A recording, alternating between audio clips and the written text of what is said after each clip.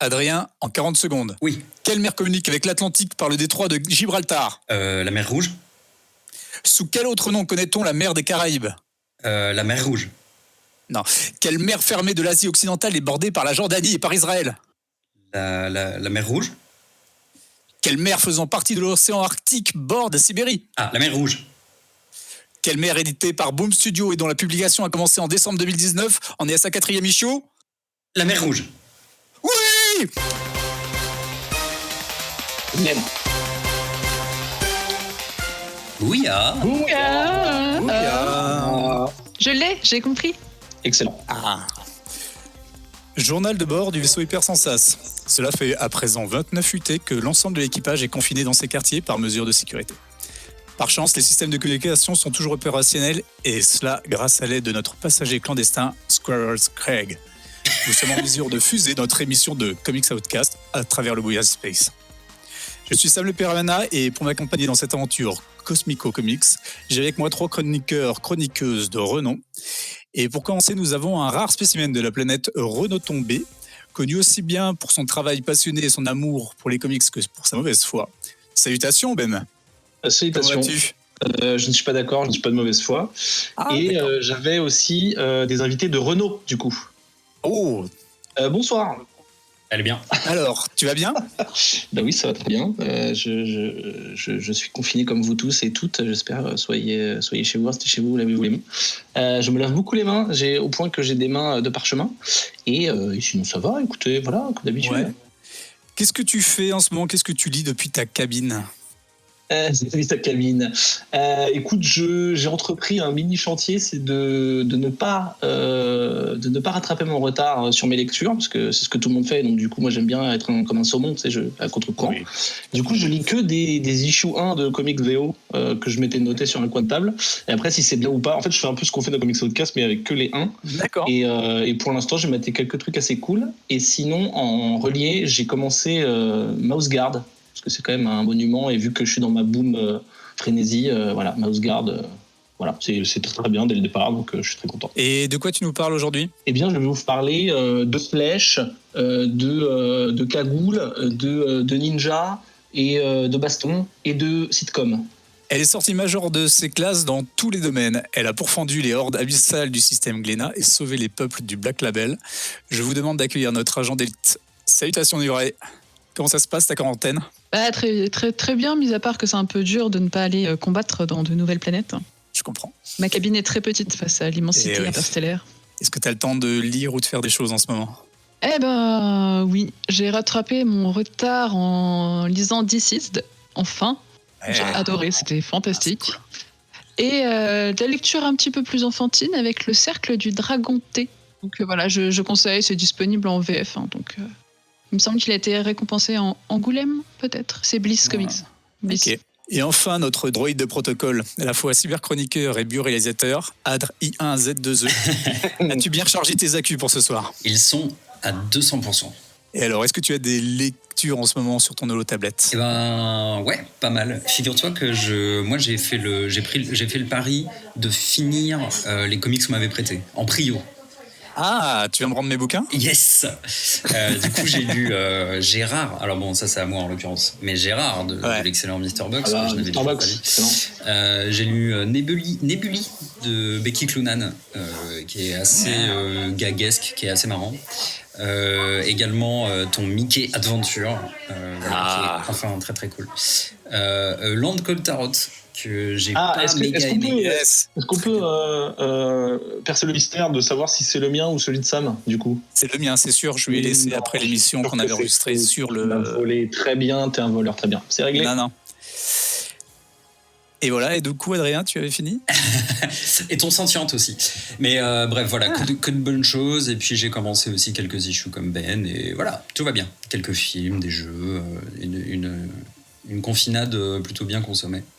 Ok, et très bien. Espérons tous que ce vieux tas de boulons ne bug pas trop en cours d'émission. Après ces 3 reviews, nous ferons un focus sur Exceed. Et nous finirons notre voyage par un saut dans l'univers Valiant, dans un hors-les-bulles consacré à Ninjak. J'intitule la mission de ce soir, Perdu dans le bouillabaisse. Alors, CO 141, c'est parti.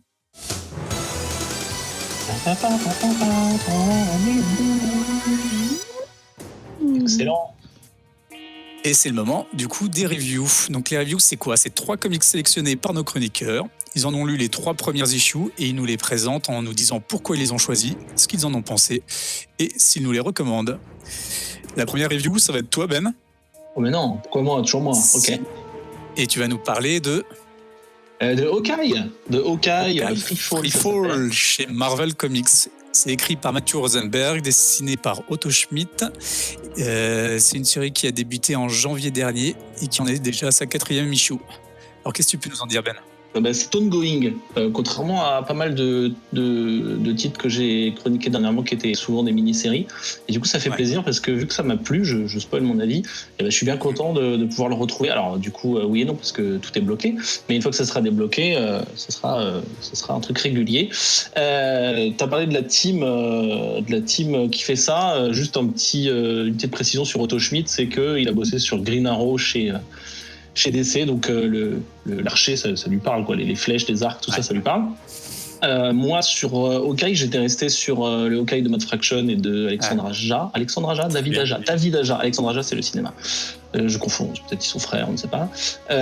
Du coup, écoute, sûrement meilleure chose qui a été faite sur Hawkeye, donc c'était difficile à toper. Mais là, je vais pas les comparer, parce que même si c'est le même perso et qu'il y a un peu d'humour, on est sur un truc beaucoup plus léger, beaucoup plus récréatif. Ça veut pas dire que ça n'a pas de fond et que c'est débile ou quoi, mais c'est un autre genre de lecture et du coup les deux me plaisent. Alors, on prend Clint Barton dans sa vie de Hawkeye, avec toujours les mêmes petites vannes. T'es un Avenger, non en fait t'es pas un Avenger. Enfin tu vois, il se moque de lui-même, donc c'est assez rigolo. Et on va le retrouver dans les rues de la ville à essayer de choper un méchant qui semble au départ être un petit peu un méchant de pacotille. C'est un gars qui s'appelle The Hood, qui a une cape démoniaque. Donc je connaissais pas du tout, donc j'ai un petit peu rigolé au début parce que je me suis dit qu'est-ce que c'est que ce méchant qui va dégager au bout de 2 pages et qui du coup est juste là pour prétexter l'ouverture de la série. Et en fait ça va devenir un petit peu sa némésis, ça va devenir le gars qui, au-delà d'avoir une cape démoniaque qui le rend un petit peu surpuissant en termes de méchants street level, hein. On est sur les méchants de Daredevil et autres, on n'est pas sur des Thanos et tout ça. Donc il est quand même assez dangereux, mais ce qui va faire qu'il est un petit peu inattaquable et que Hawkeye va partir à sa recherche et que ça va être du jeu de chat et de souris, c'est que c'est aussi un gars qui a énormément de relations. D'ailleurs, au tout début, il semble le pécho, il le chope, d'ailleurs, il le fait choper par les flics. Il se présente au tribunal parce que il est trop content de voir le méchant sous les verrous, et en fait il apprend que le gars était relâché avec une lettre d'excuse du maire qui n'est autre que Wilson Fisk. Donc là on comprend que c'est un gars de la pègre et que du coup voilà, ça va pas être si facile que ça. Et assez cool parce que je suis toujours chaud pour une petite baston pur méchant contre pur gentil, et c'est le bien qui gagne à la fin. Mais là il y a un truc alors encore une fois on est street level, mais il y a vraiment un truc de manigance, comment dirais-je, un jeu de chat et de souris, mais qui est pas forcément que de baston. À un moment ils se retrouvent tous les deux dans une limousine et en fait ils pourraient se défoncer, mais en fait c'est pas si simple que ça, c'est pas si manichéen, et du coup c'est assez appréciable parce que tu dis ok, il va y avoir de la baston, c'est un héros d'action, c'est un super héros et tout, mais il y a quand même quelques dialogues cool qui vont un peu donner de la contenance au perso au pluriel, et donc ça c'est plutôt top. Et donc il va pas réussir à attraper ce gars-là, comme je le disais, et va se présenter dans les rues subrepticement, de façon totalement imprévue, Ronin, qui en fait est une de ses identités qu'il a eu par le passé, qui est en fait un mec, un espèce de ninja plus ou slash samouraï. Pour ceux qui ont rien lu du tout, on voit dans Endgame, on voit Hawkeye en Ronin. Et donc évidemment tout le monde va dire putain mais Clint, qu'est-ce que tu fous, Ronin, t'es en train de défoncer toute la ville et tout, parce que Ronin n'est pas très très doux. Et lui il va dire mais non, c'est pas moi, arrêtez, j'ai rien fait, c'est pas moi qui ai volé l'orange. Falcon et Winter Soldier sont les premiers qui vont aller le voir en lui disant mec, tu déconnes, qu'est-ce que tu fous. Il dit non, c'est pas moi, je vous promets, mais je vais vous aider à le choper. Et donc les voilà tous les trois à la recherche de la personne qui usurpe l'identité de Ronin, même si j'ai appris, je ne savais pas, je suis pas très bon en Ronin, qu'il y avait plusieurs personnes qui avaient enfilé le manteau de Ronin, pas seulement Clint Barton. Mais bon, ces personnes sont assez vite enlevées de l'équation. Et Du coup, on va avoir trois grands axes de plaisir. Je vais appeler ça comme ça. On a donc cette espèce de face-à-face versus entre Clint Barton et The Hood qui n'arrive pas à attraper. Finalement, il y en a un qui a le dessus, ensuite c'est l'autre, mais en fait, c'est pas si facile, c'est ce que je vous disais. Donc ça, c'est assez cool. C'est assez récréatif parce que ça donne lieu à des grosses bastons. Il y a la poursuite de Ronin, donc un peu mystérieuse, qui est ce gars-là, pourquoi il fait ça, un petit peu des manigances, etc. Et le troisième axe que j'ai vraiment bien aimé et qui donne un petit peu de légèreté à tout ça, c'est la vie privée de Clint Barton, et c'est là qu'on peut un peu rattacher au cas de Mad Fraction, où c'est effectivement un loser, il a une nouvelle meuf, mais en fait il arrête pas de lui mentir parce que il a son job de super-héros, il doit garder des secrets. Chez lui, ça se passe pas comme il veut. Au moment, il nique avec sa meuf, et en fait lui il pense qu'au méchant qu'il n'arrive pas à attraper. Enfin voilà, il n'arrive pas, c'est un loser. Et ça c'est plutôt cool parce que ça donne. Alors c'est cool, oui c'est cool. Ça donne lieu à des situations vraiment. Je parlais de sitcom dans ma présentation, ça donne lieu à vraiment des situations drôles, des quiproquos, des incompréhensions, vraiment les trucs le vaudeville quoi. Et ce que j'ai trouvé assez, je vais pas aller plus loin dans l'histoire parce qu'il y a des trucs que j'ai pas envie de spoiler. Ouais. Mais ce que j'ai trouvé vraiment top, au-delà de l'artistique dont je parlerai après, c'est ce mélange justement des trois axes dont je parlais qui alors la baston et le mystère, ça fonctionne assez bien ensemble, mais c'est vrai que de se dire, je vais suivre une enquête, alors c'est pas du polar noir non plus, hein, mais je vais suivre une enquête et des trucs dans les rues, et en même temps, la page d'après, je vais me marrer, surtout que les enquêtes et les bastons, parfois, c'est assez gore, et en fait, ça se mélange vraiment bien. C'est-à-dire que c'est pas genre, tu passes pas du rire aux larmes non plus, mais tu sais, en fait, ça fonctionne bien, parce que tu t'attaches au perso, parce que tu le vois aller dans des aventures. L'avantage, c'est aussi que il a toujours des manigances, il fait jamais les choses dans le droit chemin parce qu'il veut quand même arriver à faire le bien, et en fait en gros il fait des choses de pire en pire, il va de mensonge en mensonge, ça se casse la gueule et tout, et en fait t'es là, tu t'attaches à lui et t'as envie qu'il réussisse, t'as envie qu'il aille au bout de son truc parce que tu sais qu'il veut faire le bien, et en fait il s'enfonce de plus en plus, et ça donne lieu à la fois à des trucs un peu vénères et à la fois à des trucs un peu drôles dans la vie privée. Donc voilà, je vais peut-être laisser l'avis à mes petits camarades avant de donner mon avis sur l'artistique qui est plutôt très très bien. Adrien, toi du coup, qu'est-ce que tu en as pensé ? Écoute, je suis assez d'accord avec cette notion des trois axes du plaisir, qui serait l'antithèse de l'axe du mal, je ne sais pas. J'ai effectivement trouvé ça vraiment très fun. Graphiquement, il y a tout un tas de bonnes idées. Il y a aussi quelques petites fainéantises, je trouve, sur des fonds, des trucs comme ça, mais globalement, ça marche bien parce que on a un vrai film d'action sous les yeux. En fait, moi, j'avais vraiment l'impression de lire un film d'action. Et comme tu dis, il y a un super mélange entre le côté vraiment fun. Je trouve que les dialogues sont super bien écrits, et il y a plein de moments où ça me faisait vraiment sourire slash rire quoi. Et aussi des moments ultra violents quoi, à base de balles dans la tête en gros plan et tout. Enfin, j'ai pas trop de connaissance du personnage à part avoir lu un peu d'Aja Friction et tout, mais je connais pas de ouf. Je sais pas si c'est très caractéristique du personnage, mais ça marche bien. Puis j'étais assez content aussi de voir que la série était l'opportunité de tout un tas de caméos. Ouais, grave. Et ça, c'est assez plaisant, je pense. Enfin, quand t'as un regard un peu noob, j'ai l'impression que c'est relativement noob-friendly. Ça se base quand même sur un truc qui est à double tranchant.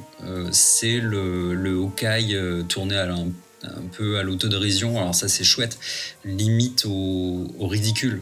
En fait, on part du principe que Hawkeye est nul. Lui-même, il le dit, il le vit mal. Et ça, j'ai du mal à savoir sur quoi ça se base, parce que des autres comics que j'ai lus, au contraire, il est plutôt glorifié. Et là, en fait, tu sais, c'est un petit côté Aquaman. Ouais, mais genre, ça, en fait, il a des pouvoirs, mais en fait, c'est un personnage assez désuet parce que déjà, il a pas de super pouvoir, donc du coup, pas par rapport à Aquaman, mais par rapport aux Avengers, il a pas de pouvoir, et du coup, c'est genre, en fait, t'es le mec qui a pas des pouvoirs, et je pense que ça vient de là, et aussi du fait qu'il arrive pas à avoir une vie privée stable, quoi. Ouais, mais ça, tu vois, par exemple, c'était le cœur du run de Fraction, je trouve, enfin, ou même d'autres trucs que j'ai lu après. C'était cool de voir un héros super street level, et voilà, genre, c'est pas le plus ouf des Avengers, etc.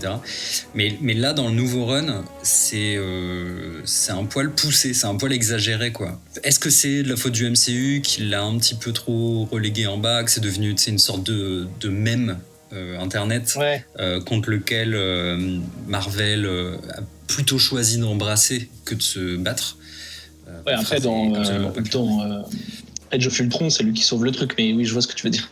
Ouais, enfin, je trouve qu'il y a voilà, il y a une espèce de délicat. Ça doit être difficile aujourd'hui d'être éditeur d'un comics d'Hawkeye. Comment tu fais ? Est-ce que tu je sais pas, parce que justement, avec Fraction, ça a relancé la hype du perso, je pense. Enfin, pour les lecteurs assidus, quoi. Justement, après, chacun voit comme il veut, mais j'ai pas l'impression que ça construise là-dessus, attachant, en fait. Enfin, moi, perso, j'ai pas l'impression que ça soit l'extension naturelle. Ouais, d'accord. Mais bon, voilà, après, c'est juste, j'aimerais bien savoir comment ça va se développer sur le long terme, parce que là, le cœur du plot, c'est vraiment ça, je trouve. C'est comment ce personnage de Hawkeye, ou plutôt comment Clint Barton s'affranchit ou pas du titre de Hawkeye. C'est intéressant. Et toi, du coup, Nivray, qu'est-ce que t'en as pensé ? Alors j'ai pas mal aimé l'humour au départ, le côté voix off où il raconte vraiment son histoire avec ses petites blagues à l'intérieur. Mais une fois passé la deuxième issue, quand j'ai démarré la troisième, en fait ça m'a un petit peu lassé. Comme une chaussure ? J'avais l'impression que ça a tourné un peu en rond, qu'il avait déjà raconté la plupart de ses blagues. Je sais pas, j'avais une impression de too much peut-être. C'est comme s'il essayait de compléter peut-être quelques vides scénaristiques par de l'humour. Du coup, j'ai un petit peu décroché sur la troisième. Le côté très cool, c'est effectivement tout le fan service, comme on disait. Tu vas voir plein de personnages que tu connais.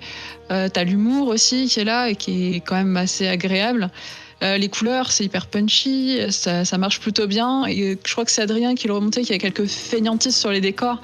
Ouais, t'as pas mal de pages où c'est des jolis fonds colorés, ça évite de se fatiguer trop.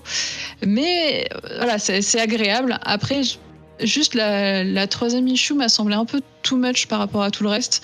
Je sais pas où ça va aller derrière, mais la troisième a quand même vachement calmé. Les deux premières, j'étais enchantée, j'étais vraiment dedans. Et je repars un petit peu déçue sur la troisième quand même. Ok. Donc à voir. Ça reste drôle, franchement ça reste drôle. Ouais, c'est marrant. J'ai trouvé ça très drôle et comme je dis, le côté sitcom légère, moi j'ai bien aimé, mais pour moi c'est pas le. Enfin, j'ai pas pris cet axe-là comme le truc principal ou en tout cas la qualité principale du titre. Moi, ce que j'aime vraiment bien et en fait, je trouve que ça se retrouve vraiment bien dans le titre, c'est Freefall. C'est que le gars, en fait, ce que je disais, c'est qu'en fait, il a un but au départ, c'est d'attraper ce gars-là.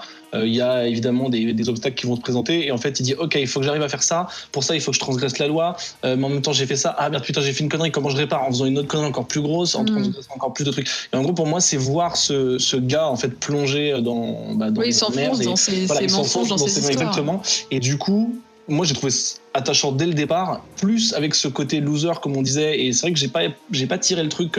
Adrien le voit, un peu exagéré. Moi, j'ai pas forcément vu ça comme ça. Et du coup, voir le mec faire des blagues, ça me rend encore plus attachant. Et du coup, j'ai vraiment envie qu'il s'en sorte. Mais en même temps, j'ai aussi envie que ça parte en vrille parce que s'il s'en sort, il y a plus de comics. Et juste sur le style graphique, j'ai trouvé ça vraiment taré. Il y a un petit côté cartoon, justement je trouve que ce côté cartoon ça rend le truc encore plus léger, encore plus attachant au niveau de sa vie à lui, mais il y a dans les bastons, et c'est pour ça que pour moi ça fait vraiment le grand écart entre les blagues potaches que je spoilerai pas parce qu'il y en a c'est plutôt des blagues de situation, pas forcément des blagues texte, donc je vais pas les spoiler parce que c'est vraiment sympa, et à l'extrême inverse t'as des trucs assez gore sur des scènes d'action où vraiment tu dis ok, le même gars a su dessiner tout ça, donc c'est cool, ça fait un ensemble cohérent. Et c'est toujours très très vénère dans les bastons, toujours très fluide, très dynamique et tout, donc ça s'arrête. En fait, ça s'arrête que quand il y a les blagues en fait. Donc du coup, je trouve que l'équilibre est vraiment bien trouvé et c'est assez bien rythmé aussi. Moi, je me suis pas ennuyé. À aucun moment, je me suis dit bon, est-ce que ça avance parce qu'il se passait toujours quelque chose. Donc moi, pour moi, c'est vraiment top. Et je disais, je suis content que ce soit ongoing parce que je pense que ça peut être totalement une lecture mensuelle. Je sais pas si je l'achèterai toutes les semaines, mais j'achèterai le TPB, ça c'est sûr, parce que visuellement, je trouve que ça claque. Du coup, toi, Ben, tu le recommandes ? Ouais, moi je le recommande. Alors du coup, là, tout ce qu'on recommande depuis 2-3 épisodes, malheureusement, là, ça s'est arrêté à la 4e issue. Enfin, c'est un stand-by exactement. Donc du coup, le TPB vraiment pas tout de suite et la VF encore moins. Mais ouais, si ça vous tente, tentez l'issue VO en démat pour voir. Mais ouais, moi je trouve que c'est vraiment un truc cool parce que justement, c'est pas juste putain, je viens de me taper 4 trucs hyper gore. Je sais pas, je viens de finir Walking Dead, je suis en dessous de tout. Je vais me faire une petite blague. Bah ouais, mais il y a quand même. Enfin, ce que je disais au début, c'est pas juste des trucs potaches, il y a quand même un truc derrière plutôt intéressant quoi. Donc oui, je conseille complètement, c'est vraiment c'est une bonne récréation, c'est plaisant. Adrien, Nivrae, vous recommandez? Moi, je recommanderais, ne serait-ce que parce qu'à un moment, il a une sorte de petit look très sympa, un peu western, qui fait un peu Hawkeye Cowboy. Il y a une référence à Friends aussi, ça c'est important. Ouais, il y a quelques bonnes références dedans, mais... Non, moi je suis curieuse de voir où est-ce qu'ils veulent mener ce premier arc, vu que c'est de l'ongoing. Un arc, Hawkeye. Ah, voilà. Non, ça va, j'essaie de le glisser discrètement. Mais ouais, comme j'ai dit, la troisième m'a un peu calmé, quoi. Ouais, mais c'est marrant parce qu'il y a des trucs dont on n'a pas parlé, mais je sais pas si c'est les plot twists qui t'ont refroidi, enfin le fait qu'il y ait un peu moins de mystère. Ouais. Un petit peu, ouais. Okay. Je trouve que ça arrivait vite, en tout cas pour un ongoing, ça arrive assez vite en fait. Ouais, mais après, en fait, c'est marrant parce que plus on avance dans les trucs et plus on. Tu sais, c'est un peu comme quand tu mets une série Netflix et que il te manque. Tu penses que c'est fini, il te reste un épisode et du coup tu te dis ça peut pas être fini. Bah là, maintenant, on réfléchit en ongoing ou en mini-série et c'est assez intéressant, mais du coup. Après, dans une ongoing, il peut y avoir, comme on disait, son jeu de mots, un nouvel arc au bout de 10 issues et puis ça passe sur autre chose. Donc ça s'essouffle pas. Enfin, ça peut ne pas s'essouffler. Ok, très bien. Alors du coup, pour résumer, c'était Hawkeye Freefall chez Marvel Comics. Ils en sont à 4 issues et dans l'ensemble, c'est drôle, fun, récréatif, avec 3 axes du plaisir. Pas pour les enfants, attention. Et pas pour les enfants. Bah non, parce que bien sûr. On a dit que c'était gore. Et alors attends, juste avant qu'on termine, Adrien, les ninjas on peut. Oui, on parlait de ninjas. Voilà. Des ninjas, non, ça passe. On a des ninjas qui sont à fond dans leur rôle de ninja, c'est-à-dire que tu leur mets 2 patates et ils sont morts. Ah, ok, toi tu veux la chair à canon, quoi. Très bien, oui. Ça me va. Oui, très bien. Très bien. On passe à la deuxième issue, du coup. Enfin, la deuxième review, plutôt. Et c'est Nivrae qui va nous proposer, du coup, quel titre ? Harley Quinn Breaking Glass. Ouais, c'est chez DC Comics et publié dans la nouvelle collection de chez Urban, la Urban Link. Alors, j'ai pas réussi à trouver quand est-ce que ça sort. Je pense que ça a été mis en stand-by, pareil, du confinement. C'est davantage un graphic novel qu'un comics à proprement parler, d'ailleurs. C'est écrit par Mariko Tamaki. C'est dessiné par Steve Pugh. Je sais On va pas dire comment le Pug, prononcer. c'est bien Pug. Allez. Comme il y a 2 TPB parus en VO et je pense que ça va sortir en un seul format chez Urban. À vérifier. Alors, du coup, Nivrae, qu'est-ce que tu peux nous dire sur ce titre ? Effectivement, comme tu disais, il y a eu une presque sortie en France. En fait, c'était prévu pour le 20 mars. Urban lançait sa nouvelle collection, son nouveau label qui s'appelle Urban Link. Je pense en référence à DC Inc., qui est le label en fait aux US qui sort cette même collection. Malheureusement, le 20 mars, c'est tombé en plein confinement, donc ça a été repoussé. Pour information, il sortait Teen Titan Raven, Harley Quinn Breaking Glass, Catwoman Under the Moon et Black Canary New Killer Star. Donc les 4 sont repoussés. Pour l'instant, il n'y a plus du tout de date. Les 4 sont sous format roman graphique. Donc tu as 200 pages pour, je crois que c'est 14,50 €. C'est vraiment des petits formats qui sont censés être maniables à trimballer partout. Et ça s'adresse particulièrement à plus des jeunes, vraiment à une cible young adulte. Et je vais vous expliquer un petit peu pourquoi. Pardon. L'auteure Mariko Tamaki, elle est connue pour un autre roman graphique qui s'appelle Cet été-là. En anglais, c'est This One Summer, qui avait eu un Eisner Award du meilleur album et qui avait été sélectionné à Angoulême. Je vous le conseille si vous n'avez pas eu l'occasion de le lire, il est vraiment très bien. Et elle a fait pas mal de choses chez DC, elle a fait She-Hulk, du Supergirl aussi. Elle est très engagée côté LGBT, elle est vraiment dans les mouvances de sujets modernes et à défendre énormément de choses. Et côté illustration, on a donc Steve Pugh qui lui a bossé plutôt sur des trucs un petit peu plus violents, savoir le spin-off de Preacher, des Saints of Killer. Et il a travaillé aussi sur les Flintstones, c'est la famille Pierre à Feu, de mémoire. C'est le remake très récent. Donc voilà, donc cette petite équipe nous ont pondu en fait une sorte de nouvelle version d'Harley Quinn, une version teenage.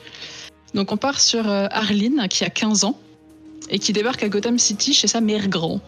Alors elle s'est pas fait bouffer par le loup, la mère grand, mais en fait elle est décédée et Arline n'était pas au courant. Et bien sûr, au lieu de se retrouver à la rue, c'est la logeuse de sa mamie qui lui propose de l'héberger. La logeuse, c'est Mama. C'est une ou un, d'ailleurs, c'est un drag queen qui tient un cabaret qui est juste en dessous. Donc on a du coup une Arline qui est ado, qui débarque dans une ville qu'elle ne connaît pas. Elle va donc aller au lycée, se faire des amis, dont une super activiste qui protège la nature qui s'appelle Ivy, et un anarchiste avec un sourire très étrange. Donc on retrouve effectivement tous les personnages qu'on connaît finalement. Tu vas croiser des Wayne, tu vas croiser tous ces personnages en fait dont tu as déjà entendu parler dans les comics, mais dans une version ado. Donc c'est plutôt très plaisant. J'avais un petit peu peur du côté teenage, young adulte, comme que ça serait peut-être un peu trop léger. Mais finalement, en fait, avec les termes modernes, tous les sujets que je me trompe pas, c'est Mariko, que Mariko a inséré dedans, en fait, ça passe très bien.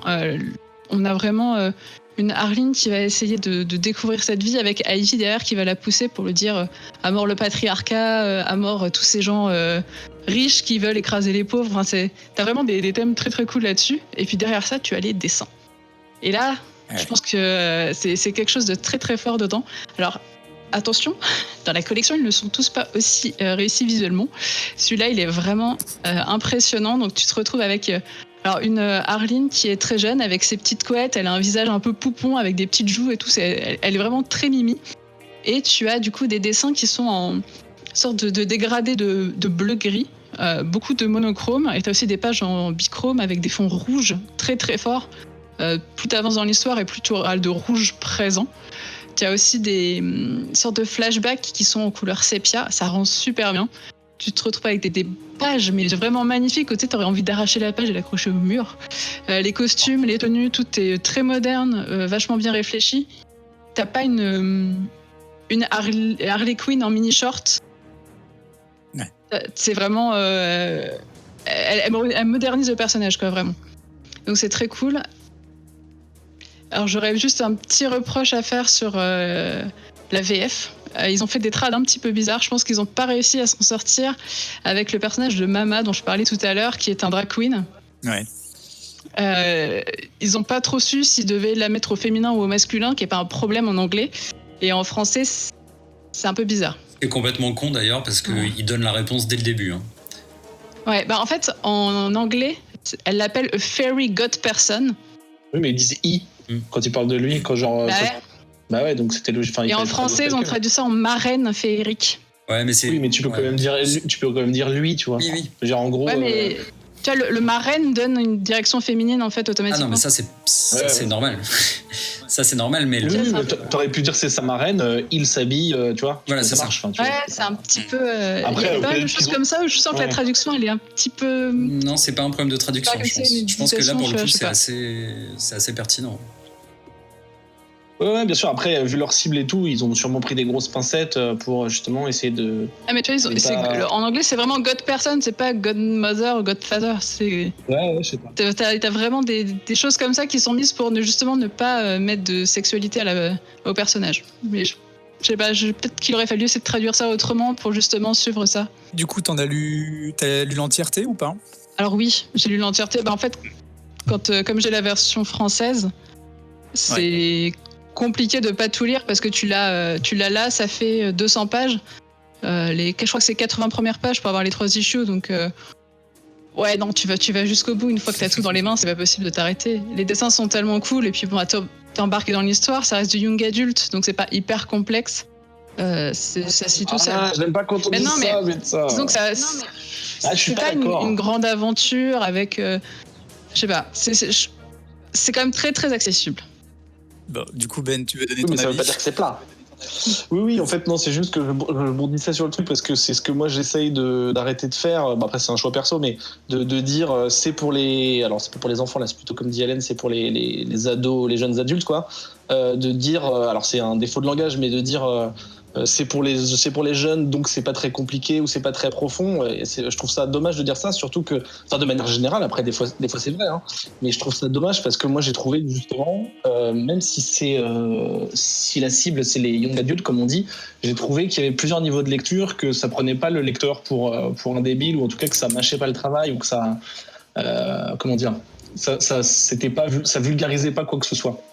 Je trouve que c'est très très bien écrit. Alors malheureusement, j'ai rien lu encore de Mariko Tamaki, mais il y a des trucs dans ma palle qu'il faut que je lise. Donc c'est une autrice qui m'attire vachement. J'ai trouvé que c'était vraiment bien écrit parce que déjà sur les dialogues, la narration et tout, on voit qu'elle utilise les mots vraiment. Tout est réfléchi. Tu vois, elle claque pas des mots juste parce que ça fait cool. Il y a du sens dans ce qu'elle dit. Des fois, elle dit une phrase à une page et 10 pages plus tard, ça revient. Enfin, il y a un écho sur ce truc-là. Donc c'est vraiment super cool à lire. C'est très fluide et ça fait vraiment, c'est très plaisant. J'ai trouvé qu'elle est Harley Quinn en ado, c'était vraiment intelligent de faire ça parce que comme l'a dit Hélène, elle est pas sexualisée du tout, donc elle arrive à avoir ce côté un petit peu qu'on appelle ça pas sulfureux, mais tu sais un petit peu, c'est une personne en marge de la société, mais c'est pas pour ça qu'elle a l'air folle ou quoi que ce soit. En fait, on a vraiment un genre d'origin story où tu crois, alors c'est ça qui est aussi cool, c'est que tu crois que tu as une fille vraiment, tu sais, naïve, qui vient de la campagne et tout, qui arrive à la grande ville et qui va à ce moment-là partir en vrille. Et en fait, grâce au flashback dont Hélène parlait, t'apprends qu'en fait, elle en a déjà bien chié avant d'arriver, alors que les premières pages, elle a vraiment le sourire et t'as l'impression que c'est vraiment une jeune ingénue, quoi. Et du coup, tu sais très bien que ça va partir en vrille, parce que c'est un peu ce que t'attends. Mais moi, je m'attendais pas à ce que ça parte en vrille comme ça. Je m'attendais pas à m'attacher autant à la version solaire du perso. Tu sais, je pensais tout de suite que ça allait devenir la meuf avec la batte de baseball qui fait exploser des trucs. Et en fait, évidemment, ça arrive, pas de spoil, mais c'est vrai. Il y a des raisons derrière. Voilà, exactement. Il y a des raisons et elles sont vraiment expliquées où tu sais, tu dis, mais non, putain, laissez-la avoir une vie cool, arrêtez, putain. Donc ça, c'est vraiment top. À la fois, t'es content que ça bascule et à la fois, t'es deck parce que tu dis, putain, elle aurait pu à ça et tout ça. Mais en même temps, le fait qu'elle bascule, tu perds pas le perso. T'as juste une autre version du perso qui est très cohérente avec ce qu'on t'a montré et le crescendo. Et donc voilà, les persos sont hyper attachants. On a parlé de Mama, de Ivy, tout ça. Les méchants sont très méchants. Alors là, pour le coup, c'est un petit peu manichéen, mais ça marche vraiment bien. Et voilà, je trouve que ce qui est hyper smart aussi. Alors c'est marrant parce que je sais pas, le truc de l'île Gotham que t'avais fait, Hélène, ou c'était Lulu, c'était aussi un truc Inc ou pas? Non, il est pas dans la collection. Ok, parce que là aussi, il y a un parallèle avec les contes de fées et tout. Bon, alors c'est beaucoup moins enfantin que justement que Dottie Nguyen, etc. Mais il y a ce parallèle où tu vois, on disait que Mama c'est sa bonne fée. Elle arrête pas de dire que dans les contes de fées, il y a toujours la petite. À un moment, il y a des parallèles avec Alice au Pays des Merveilles. Enfin, plein de trucs comme ça. Et du coup, elle déconstruit tous les clichés des contes pour présenter son perso, qui en fait dont la vie va voler en éclats parce qu'elle est à Gotham et que c'est la grosse merde. Donc ça c'est super. Et voilà, donc j'ai trouvé ça top. Et visuellement, je m'attendais pas à un truc aussi qualitatif et aussi soigné. Je connaissais pas le gars. Enfin, peut-être que j'ai vu d'autres trucs de lui, notamment Preacher, c'est possible, mais j'ai pas, parce que je crois que Preacher c'était en noir et blanc, si je dis pas de conneries. J'ai plus, moi, j'ai vu un truc en noir et blanc. C'est un spin-off de Preacher. Ok, du coup là, mais la couleur c'est pas lui. J'ai pas regardé les noms. Non. D'accord. Le trait est vraiment dingue. Moi, ça m'a vraiment fait penser aux illustrations américaines des années 50. Tu sais, les vieilles pubs Coca ou les vieilles pubs pour le lait. Pardon, c'est lui la couleur en fait. D'accord. Avec ces persos très, avec des expressions très figées, très exagérées, genre hey, tout est cool, la vie est géniale, venez avec nous, tu vois. Et en fait, ça reflète vraiment ce truc-là, que c'est une façade, et en fait, tu te rends compte que derrière le masque, en fait, il y a une fille complètement détruite. Donc ça, c'est top. Et Hélène a parlé un peu de la couleur, ça m'a vraiment plu. Parce que au début j'étais là, ah putain c'est presque en noir et blanc, c'est un peu dommage et tout, et en fait les couleurs additionnelles sont gérées de façon très intelligente. On a, comme elle l'a dit, le rouge qui va être la couleur un peu du chaos, je sais pas si tu as parlé du personnage masculin qu'elle va rencontrer, donc je le dis pas, mais en même temps on sait qui c'est, qui donc a cette couleur associée qui est le rouge, et donc du coup ça va être la couleur de la mort, du sang, de tout ce que tu veux. C'est marrant parce qu'on va reparler de la couleur rouge plus tard. Les flashbacks, toi t'as dit, Hélène, t'as dit sépia, moi j'aurais dit plutôt orange. Alors c'est un détail. Ouais, il y a un peu les deux. Orange, ouais. Parce que j'ai trouvé ça vraiment chaud, c'est chaleureux comme couleur évidemment, et c'est dans les flashbacks, donc tu dis ah cool, ça va être une enfance un peu sympa, et en fait il lui arrive des trucs atroces, et en fait les trucs atroces qui lui arrivent, ça se retrouve dans le orange du feu qu'elle va avoir dans le présent. Enfin il y a la couleur en répond. Je sais qu'on s'était foutu de ma gueule quand j'avais parlé de Manor Black sur la couleur et tout, mais c'est un peu le même genre de gestion de couleur, c'est que les couleurs sont des personnages et veulent dire quelque chose, ça raconte avec la couleur. C'est magnifique, et comme dit Hélène, c'est superbe, on voudrait arracher des pages, alors on le fait pas, mais j'espère vraiment qu'il y aura un format beaucoup plus grand que ce format poche un petit peu, parce que c'est vraiment très très beau.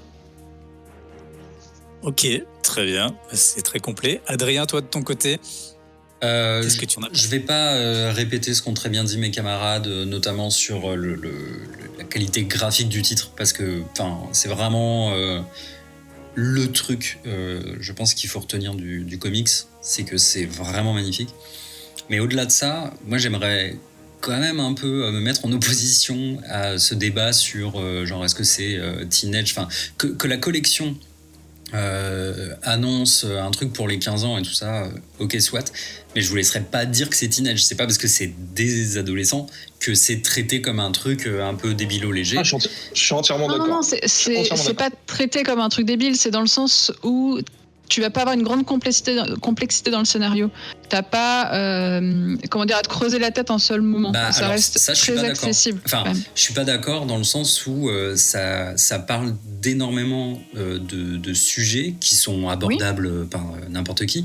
Mais alors, faut quand même le dire, c'est un comics qui est très de gauche, quoi. C'est un comics qui aborde des sujets presque révolutionnaires.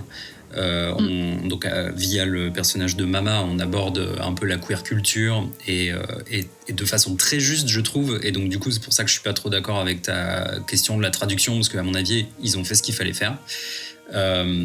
Mais je pense que ils ont vraiment réussi à apporter plein d'éléments de contexte à la naissance et du personnage d'Harley Quinn et de la dynamique entre elle et Ivy, qui est vraiment vraiment intéressante, et en rajoutant, tu vois, en saupoudrant ça de lutte des classes de façon ultra intelligente, la gentrification du quartier qui est super bien amenée aussi, et ça parle vraiment en fait des systèmes oppressifs au sens large, en mettant effectivement 2-3 personnages très, très haut placés dans la ville, etc.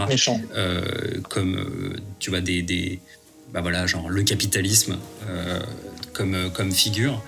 Moi je trouve ça vraiment intéressant de voir aussi pour une première fois comment Harley Quinn peut se développer et devenir exactement le même personnage sans avoir de love interest, sans avoir de relation toxique avec le Joker, et plutôt une influence, parce que clairement c'est une gamine influencée. Je pense que ça n'a pas changé, qu'elle soit influencée par un mec qui la mène par le bout du nez, ou que ce soit par un contexte. Elle agit quand même de façon impulsive et elle répond à un contexte.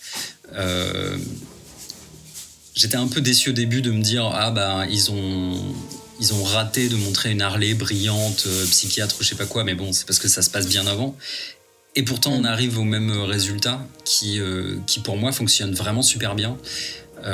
Et les thèmes qui sont abordés là, ils sont pas mis là pour faire joli, quoi. Enfin, ils sont pas mis là parce que c'est la mode, ou ils sont pas mis là pour faire plaisir à une cible. C'est en ça que je suis... voilà, je veux juste nuancer un petit peu ce que vous avez dit. Ça a pas l'air d'être je veux dire, saupoudré de thèmes qui plairaient à une cible absolument. Moi, j'ai adoré, quoi. Enfin, et j'ai bientôt 35 ans, tu vois. Et c'est... Non, la cible, elle est pas... La cible, c'est, comme disait, c'est young adulte. Après, pour moi, c'est pas péjoratif du tout. Mais je pense, comme tu dis, il n'y a pas de thème qui trigger. Mais par contre, ça propose plein de thèmes qu'il est cool de proposer aux jeunes. Par contre, ça, c'est plutôt cool. Parce que justement, on les prend pas par la main en mode, alors on va t'expliquer ce que c'est. Comme tu dis, c'est mis dans des situations. Et en fait, le lecteur ou la lectrice est assez intelligent pour comprendre les thèmes sans que ce soit vulgarisé ou que ce soit grossier, quoi. Donc c'est pour ça que moi je trouve qu'il y a plusieurs niveaux de lecture et que c'est peut-être un des meilleurs exemples pour dire à quelqu'un, écoute, c'est pas parce que c'est ciblé ou marketé pour les jeunes que c'est vide de sens, quoi. Après, peut-être que toi, Hélène, tu parlais plutôt d'intrigue ou de... Oui, c'est ça. C'est plus le côté scénario-intrigue où en fait, t'as pas une surprise, tu te dis pas, ah tiens, il va se passer ça, et en fait, il se passe autre chose. C'est quand même, c'est ce côté-là que moi je trouve un peu simple. Après, pour moi, les sujets, ils sont géniaux, ils sont très bien abordés. J'arriverai jamais avec son prénom. Mariko, j'ai envie de l'appeler Marika à chaque fois. Mariko, elle gère très bien ces sujets. Le fait d'avoir ce personnage Ivy qui te permet d'aborder énormément de thèmes et de manière très large, je trouve ça génial. Et oui, pour moi, la faiblesse est un petit peu dans le scénario, où ils ont été peut-être un petit peu trop à la facilité. Après, je me dis, c'est aussi... Moi, quand tu lis beaucoup vraiment... young adult, tu le sais que souvent, on essaie de simplifier un peu les choses pour que ça aille plus vite. C'est plus du page turner, tu vas pas te casser le crâne ni quoi que ce soit, mais Ouais, non, mais là où je trouve pas ça si simple, c'est que en fait, justement, ils ont pris quand même des personnages qu'on connaissait très très bien et ils les ont un peu remontés, détruits, remontés. Et la façon dont ils sont remontés, je la trouve beaucoup plus intelligente en fait, et beaucoup plus intéressante, contemporaine, en ça, je trouve pas ça si facile, quoi. Voilà. Moi, je dis beaucoup de bien de ce comics. Je dis, lisez-le. Ouais, moi, du coup, si on doit faire si je dois faire un reproche, non, je dois pas, mais je le fais. C'est ce que je disais, c'est le format qui est voulu pratique. Pour moi, il faut un plus grand format que ça, parce que c'est un crime de mettre un truc si petit, quoi. En fait, clairement, la collection, ils l'ont voulu transportable, maniable. Ils ciblent un public très jeune, donc ils se déplacent beaucoup. Le format est fait pour ça. Je dis ça, mais là, moi, je parlais de la VO, mais là, je vois que tu as mis une photo sur le Discord où tu as la VF. Ouais. C'est la VF, du coup, ça que là ? Oui. Ouais, et donc là, c'est un format normal, là, par contre. C'est un format souple. Non, il est plus petit. Ah, il est encore plus petit. C'est vraiment... Oui, j'ai une petite tête, en fait, on ne voit pas trop. C'est un format de poche et Hélène est une lilliputienne. D'accord, c'est un peu ça. Non, ça fait... c'est beaucoup plus petit qu'un comics normal. C'est des couvertures souples. Mais bon, par contre, tu as tout à l'intérieur. Bon, espérons qu'ils feront une artiste édition ou un truc comme ça. Ça serait top. Donc, très bien. Du coup, dans l'ensemble, j'ai l'impression que c'est largement validé. C'est validé. Oui. Recommandé. Pour rappel, du coup, c'est Harley Quinn Breaking Glass chez DC Comics et ça sort très prochainement chez Urban dans la collection Urban Link, sans doute en juin. Une fois que le confinement sera terminé, c'est écrit par Mariko Tamaki et c'est dessiné par Steve Pugh. Et c'est un seul volume. Je vais peut-être juste rajouter sur les autres sorties du label DC Inc. Donc il y a aussi Mera qui est sorti en anglais, Nightwalker, Gotham Height et Wonder Woman Warbringer. Donc il y a beaucoup de personnages féminins, mais on a un petit peu de mecs quand même. Et dans ceux à venir, il y en a un sur Beast Boy, il y en a un sur Dick Grayson, sur Oracle, sur Batgirl et sur Jack Hyde. Bon, ça par contre je ne pourrais pas dire ce que c'est, mais voilà. Tu l'as dit celui sur Catwoman ou c'est pas le même Ouais, Catwoman en fait lui il est prévu en français déjà. Il devait faire partie du même la même sortie qu'Harley Quinn. T'avais Raven, Harley Quinn, Catwoman et Black Canary. Donc oui, Catwoman a 15 ans, Raven 17 et Black Canary elle est adulte. Mais c'est pas une Catwoman de 15 ans qui est au lycée, ça change. Et du coup quand Raven ils vont chez elle manger des burgers ou pas? Ok, j'allais. Allez, c'est pour rigoler. Très bien. Allez, je pense que c'est le moment de passer à la 3e issue. C'est Adrien qui nous propose ce titre. Adrien, tu nous parles de quoi? La mer Rouge. La mer Rouge, très bien. Bravo.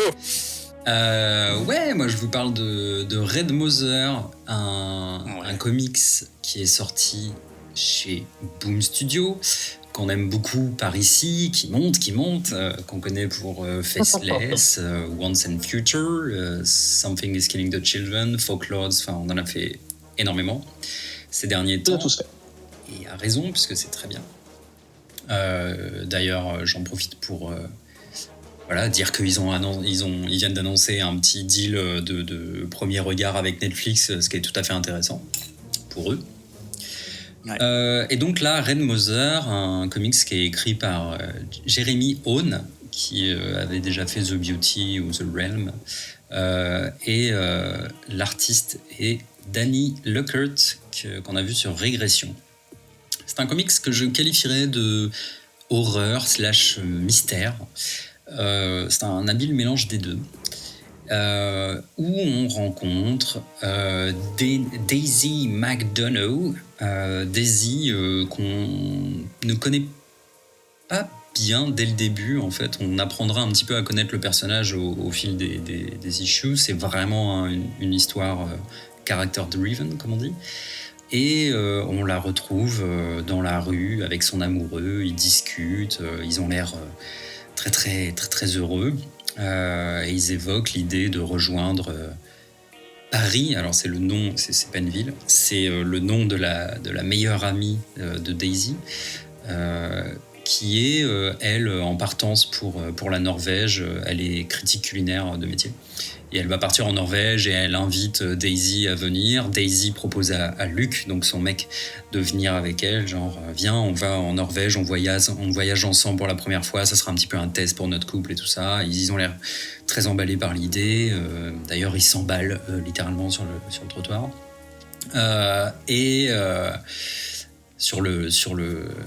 Sur le palier de la porte de Luc, Luc invite Daisy à venir vivre chez lui. Enfin bon, tout ça est assez idyllique.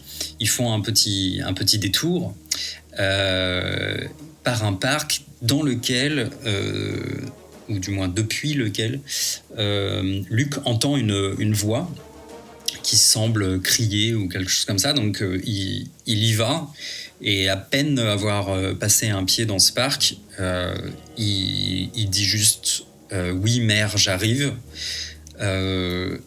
Il s'enfonce dans le parc. Daisy le suit immédiatement.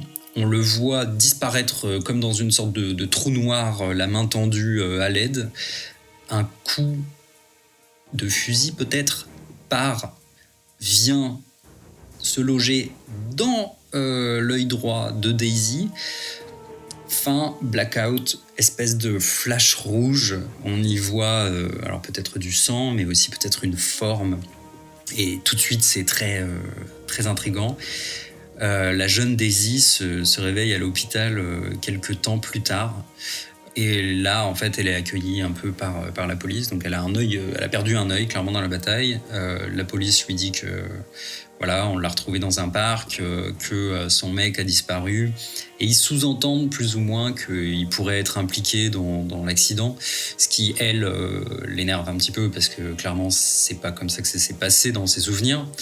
Pour elle, ils sont tous les deux victimes de quelque chose d'un peu étrange, surnaturel. Et bon, les flics se barrent et Daisy reste là un petit peu comme une conne avec un œil en moins.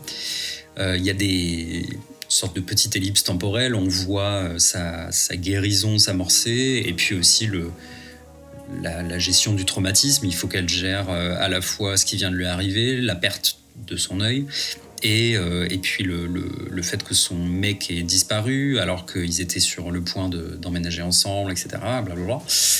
Arrive le moment tant attendu où un médecin lui propose de lui poser une prothèse. Donc elle va ne plus avoir d'œil au trou béant, mais avoir un joli œil de verre. Et à partir du moment où elle a une prothèse, c'est là où tout part en couille. Paris essaye de la joindre, elle a pas trop envie, elles finissent par passer une soirée ensemble. Elles ont du mal à gérer une discussion normale, puisque effectivement il faut bien gérer le trauma, il va falloir aborder le sujet, ça va être assez compliqué. Au moment où ils viennent à parler de la soirée et ce qui s'est passé avec Luc, Daisy a une sorte de vision, sa vue se trouble et elle a l'impression de voir depuis son œil, l'œil qu'elle a perdu. Donc il y a la scène est entrecoupée de rouge, de forme, et c'est un peu étrange. Elle va en parler à sa psy. Alors raconter comme ça a pas l'air trépidant, mais c'est super intéressant parce qu'on voit presque son parcours médical, et puis la façon dont elle gère les informations auxquelles elle n'a pas la réponse. Donc elle est un peu en lutte avec la situation, quoi, comment gérer tout ça. Sa psy l'envoie à moitié balader en lui disant faut peut-être voir avec votre médecin qui vous a posé la prothèse, bref, voilà. La première issue se termine par elle qui sort de chez sa psy et la vue qui se trouble à nouveau et qui redevient toute rouge. Et du fond de la rue, on voit apparaître case après case une sorte de grand bestiole, je sais pas, qui a l'air immense avec un visage tout blanc et un énorme sourire et qui se rapproche de plus en plus. C'est vraiment ultra fort comme image. Et ça se termine comme ça. Pour vous résumer très très rapidement et pas en dire beaucoup plus parce que ça tient beaucoup au mystère et du coup je veux pas tout niquer. Après, elle va avoir une apparition de Luke, elle va se poser des questions si c'est des effets secondaires de ses médicaments. On rentre vachement plus dans le personnage et on commence à apprendre son métier, sa relation passée avec son mec. Elle va avoir de plus en plus de visions, notamment dans le métro, où t'as pour le coup la bestiole qu'elle voit plus de loin mais de plus en plus près. On revient un petit peu au deuil ou du moins à la séparation qu'elle doit avoir avec son mec, et elle sait même pas s'il est mort ou pas, mais elle va commencer à devoir gérer ça. Et on voit vraiment c'est un peu un truc à la Maupassant, au sens où on est dans du fantastique, c'est-à-dire qu'on ne sait pas ce qui est réel et ce qui est imaginaire, le vrai fantastique au sens noble. Et ça devient, c'est super intéressant de voir ça de son point de vue, la manière dont elle gère le mystère, sachant que donc on apprendra qu'elle est développeuse et qu'en fait elle est connue pour concevoir des puzzle games en fait, donc des énigmes, et ce qui la calme et la façon dont elle gagne sa vie, c'est concevoir des mystères et du coup aussi les résoudre. Donc elle a une sorte de drôle de relation avec ça. Elle part carrément en mode un peu automédication, auto-diagnostic, et ça engendre aussi une part de la folie. Je vois Fanny sur le Discord nommer le Horla, et il y a un peu de ça, tu vois, genre est-ce que ce que je vois est réel ou est-ce que c'est juste moi qui est complètement en train de partir en couille. Sauf que les choses deviennent de plus en plus tangibles, en tout cas du point de vue du lecteur. Et voilà, et ça devient de plus en plus mystérieux.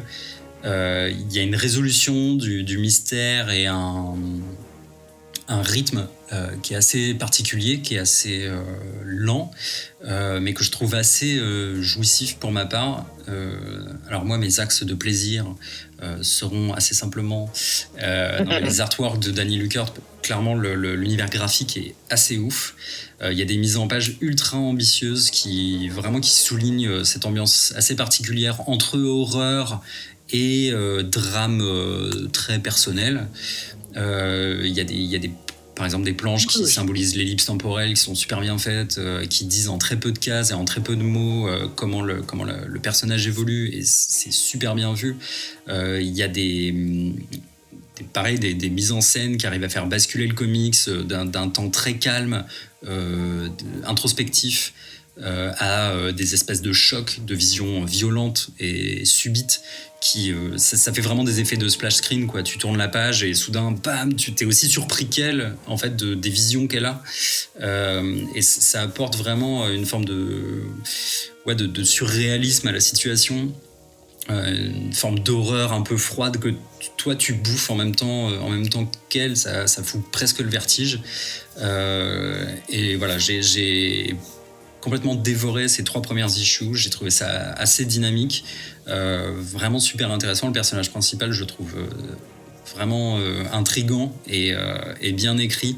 Tous les moments où elle réfléchit, c'est jamais pâteau, c'est jamais enrobé de 1000 déclaratifs de texte dans des cases à la con. C'est la manière dont on comprend l'histoire, c'est toujours justifié, et c'est pas le cas de tous les comics qu'on a lus ce soir. Et voilà, la manière dont la réalité, entre guillemets, des visions devient de plus en plus ténue, c'est vraiment, vraiment intéressant.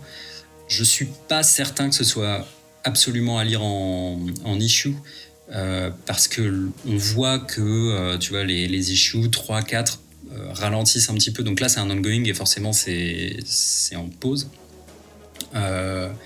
Mais peut-être que là, à ce stade, il y a une forme un peu de routine sur les issues 3-4, quoi, sur le développement de l'intrigue. Et je pense que ça sera plus intéressant à lire en TPB. Mais moi, c'est vraiment un gros coup de cœur. Ok, ça s'entend en effet. Tu veux parler tout de suite de l'artistique, ou est-ce que je passe la main à Nivray ? Passe la main à quelqu'un d'autre, je pense que les autres pourront parler de l'artistique. Alors du coup, Nivray, qu'est-ce que t'en as pensé ? J'étais hyper emballée. J'ai adoré le perso. Vraiment l'histoire, la manière dont c'est raconté, comment tu vois se développer cette espèce de... Pas de folie justement, mais à quel point tu vois le personnage évoluer dans ce qu'elle voit, dans ce qu'elle essaye de comprendre, à quel point elle est perdue. Le côté fille qui aime résoudre des puzzles, les énigmes et tout ça, je trouve ça très cool. Elle m'attire en fait énormément. La partie mystique, obscure, on n'en sait rien pour l'instant. Enfin, c'est pas grand-chose. Et tu te dis, mais à chaque page, mais c'est fou en fait. Tu sais pas si c'est de la folie, tu sais pas si se passe quelque chose.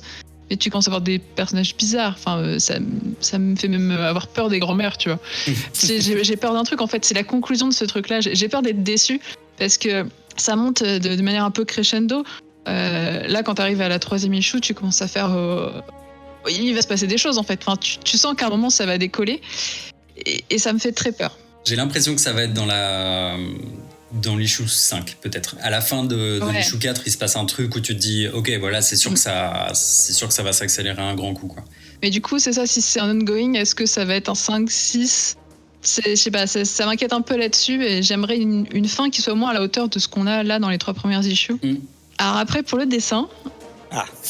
Là, en fait, il y a 2 choses. T'as les pages normales, on va dire, et les pages rouges, pour pas spoiler. Les pages rouges, je les trouve magnifiques. C'est vraiment, elles sont sublimes. Il y a tellement de choses dedans, je trouve ça incroyable. Et le reste, je sais pas.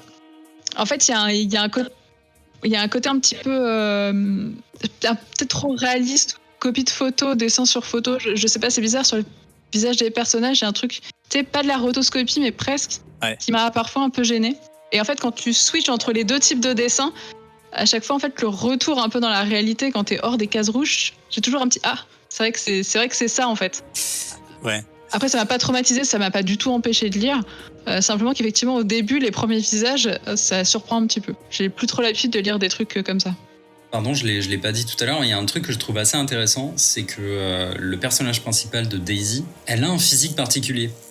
En fait, la tendance quand même assez facile des dessinateurs de comics, c'est de faire des personnages qui sont relativement beaux. Tu vois, enfin, genre, bon, ils sont suffisamment lisses, du moins, ou stéréotypés, pour qu'on se projette dans quelqu'un qui est plutôt dans les belles personnes. Ici, je trouve que Daisy, ce qui est intéressant, c'est que elle est... Enfin, c'est une nana normale, quoi, tu vois.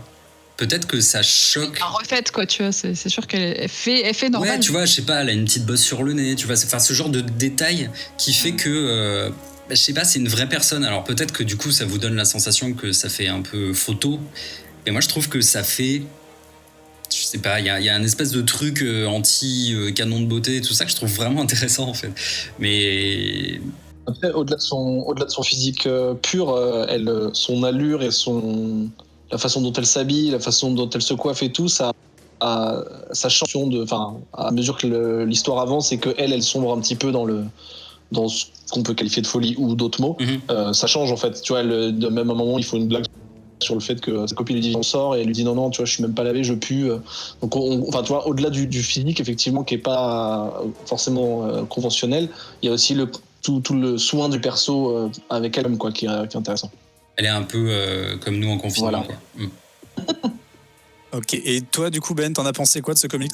Eh ben, moi, je m'attendais, vu les couvertures et vu enfin, il y a des monstres et des trucs comme ça, je m'attendais à un truc vraiment gore, violent, gore et full magique, fantastique, quoi. Ouais. Et en fait, c'est pas forcément. Alors, après, graphiquement, parce que je suis assez d'accord avec Hélène, les choses les plus réussies, c'est tout ce qui est un petit peu fantastique. Mais c'est pas forcément le côté surnaturel qui m'a le plus plu. Ça m'a plu, mais ce qui m'a le plus plu, c'est ce côté effectivement psychologique, et en fait on focus sur cette meuf, et ce qui est assez intéressant, c'est qu'en fait on sait rien de cette meuf, c'est-à-dire que ça commence, on sait juste qu'elle a un copain, que je crois que son métier on le sait que très tard, ouais, on sait juste qu'en fait en gros on a très peu d'infos, et du coup c'est intéressant de prendre un contre-pied comme ça le lecteur, où enfin moi en général j'ai l'habitude de m'attacher au perso, c'est potentiellement le truc qui est le plus important pour moi, c'est de m'attacher au personnage. Et là, c'est pas que je me suis pas attaché à elle, mais c'est que j'avais pas grand chose pour l'aimer ou la détester ou la soutenir ou quoi. Donc j'ai juste suivi pour voir ce qui allait se passer. Et du coup, il lui arrive une merde dès le départ.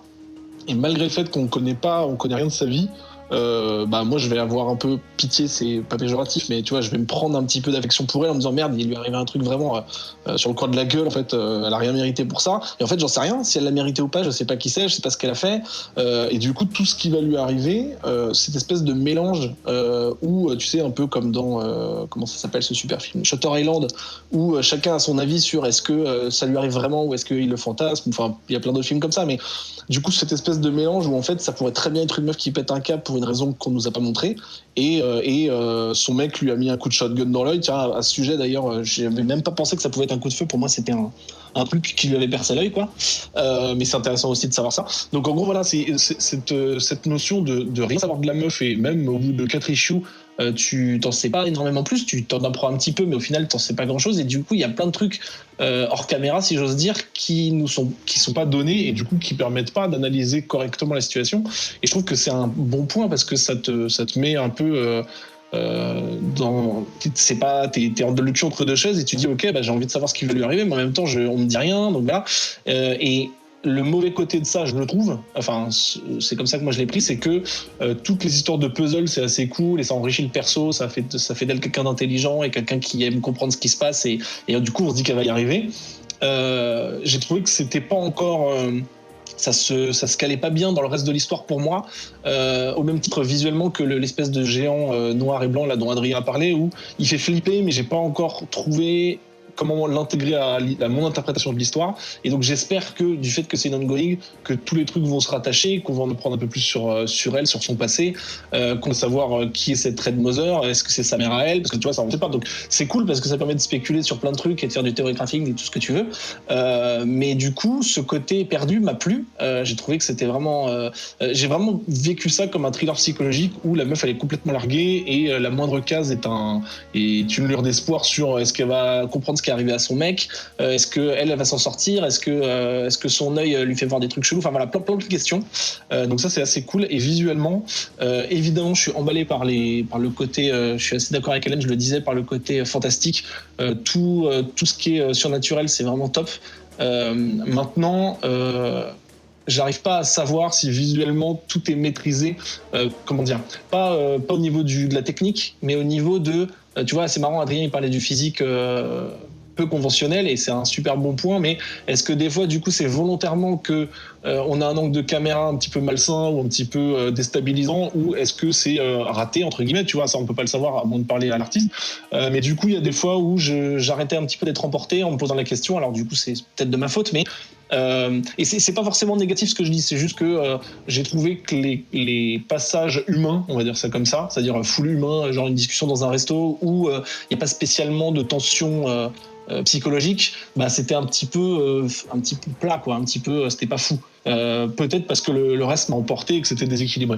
Mais en tout cas, là où je suis vraiment emballé, c'est sur l'utilisation de la couleur en général, et surtout la couleur du rouge qui, c'est pour ça que j'en parlais tout à l'heure quand je parlais de Harley Quinn, c'est que là c'est utilisé comme la couleur rouge a plusieurs sens, il y a des sens d'ailleurs que j'ai pas encore déchiffrés, mais où je sais que ça a une importance. Évidemment tous les côtés, les visions qu'elle a, parce que dès qu'elle voit c'est tout rouge, on voit beaucoup les gens boire dans cette série, dans cette comics, notamment du vin rouge évidemment, les néons sont rouges, les yeux des personnages des fois sont rouges, enfin voilà, il y a vraiment ce côté, on a envie que tu détestes cette couleur et qu'elle te... Et qu'est-ce que c'est le rouge, Rémi? Que la couleur du sang. C'est la couleur du sang, c'est la couleur des briques, c'est la couleur des Indiens. Et du coup, j'ai trouvé que c'était cool parce que encore une fois, c'est difficile, je trouve, de nos jours, pour tous les gens qui lisent beaucoup, c'est difficile quand tu es créateur de créer des nouveaux concepts ou en tout cas des trucs qui vont accrocher le lecteur. Donc, juste jouer sur une couleur comme ça qui est dans le titre, je trouve que c'est assez intelligent. Donc voilà, je sais pas si j'irai au bout de la série entière, je sais pas combien ça sera. J'espère avoir des réponses assez vite, mais je pense que s'il y a un peu trop de flou et pas trop de réponses, moi ça va me frustrer. Donc je suis pas sûr de continuer, mais en tout cas j'ai été jusqu'au 4, c'était sympa, donc à voir après le déblocage jusqu'à où ça va, quoi. Mais je conseille, pour après répondre à ta question, je conseille cette série. Ok. Quelqu'un veut rajouter quelque chose? Oh non, on en est à déjà 1 heure. Voilà. Donc on va conclure. C'était du coup The Red Mother. C'est chez Boom Studio. Il y a 4 issues parus pour le moment et on ne sait pas quand est-ce que ça va reprendre. De l'avis général, je dirais que sur l'écriture, c'est plutôt positif, avec pour Nivrae et pour Ben des inquiétudes peut-être sur le futur. Enfin, l'espoir que ça continue aussi bien. Et sur le visuel, des dissensions. Voilà, résumé des reviews. Donc la première, c'était Hawkeye Freefall chez Marvel Comics, et de l'avis général, c'était bien, fun et drôle.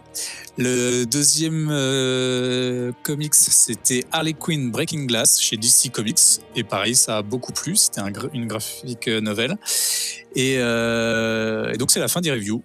On se retrouve juste après ce petit jingle pour parler du focus. Et avant notre escale par la station Focus, je vous propose un petit point sur nos régions. Mais dis-moi, Ben, on dirait que ça te jette pas de marcher dans la bouffe. Ah non, pas trop. Nivrae, est-ce que ça te gêne de dîner avec nous? Non. Et dis-moi, Adrien, où vit ta famille? Ma famille habite dans le Loir-et-Cher, ces gens-là ne font pas de manière. Et oui, vous avez compris, l'émission 141, c'est donc le Loir-et-Cher qui est mis à l'honneur ce soir.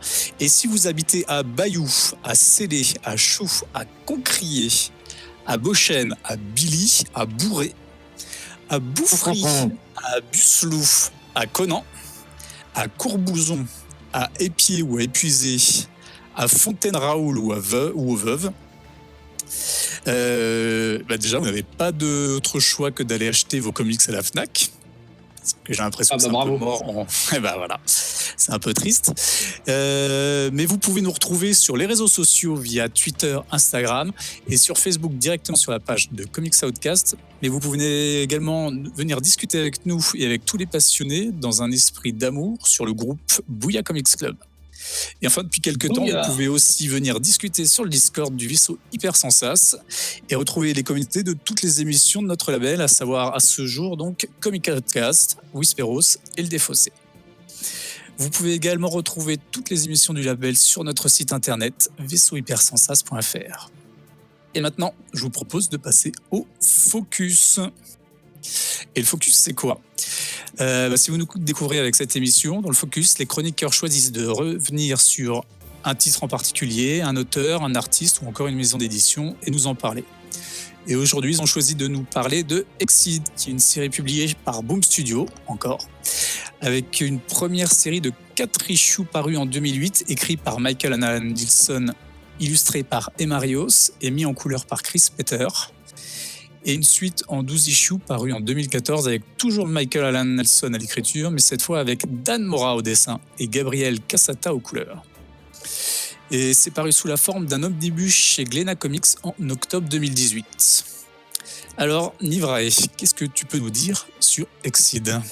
Donc, Exceed, la première série sortie en 2008, on a côté auteur, donc c'est le même auteur pour la série de 2014, Michael Allan Nelson, qui bosse sur des comics plutôt à tendance horrifique, à savoir 28 jours plus tard, qui était la suite du film, donc 24 issues qui sont sortis vraiment juste, c'était l'entre-deux film avant 28 semaines plus tard.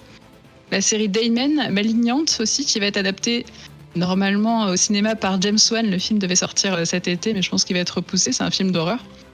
Et aussi Fall of Cthulhu, que je pense que Zef a dû lire, puisque ça parle de Cthulhu. Avec lui, donc dans la première série, on retrouve Emma Rios. On en a déjà parlé, qu'elle a bossé sur Pretty Deadly et Mirror chez Image Comics, qui était un comics magnifique.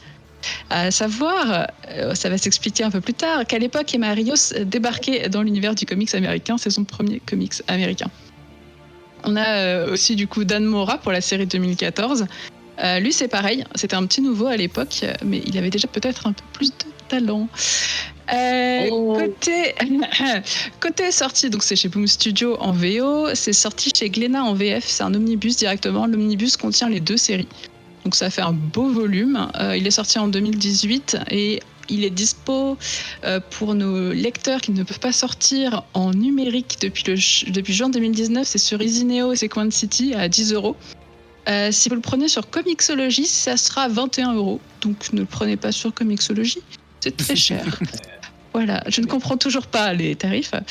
À savoir que la série a plutôt bien fonctionné et que l'auteur en a même fait un roman young adult qui est sorti un petit peu après la série de 2014. Mais je ne l'ai pas lu. Et c'est pas parce que c'est du young adult, bien sûr. Alors, je vais vous parler un petit peu de la série 2008.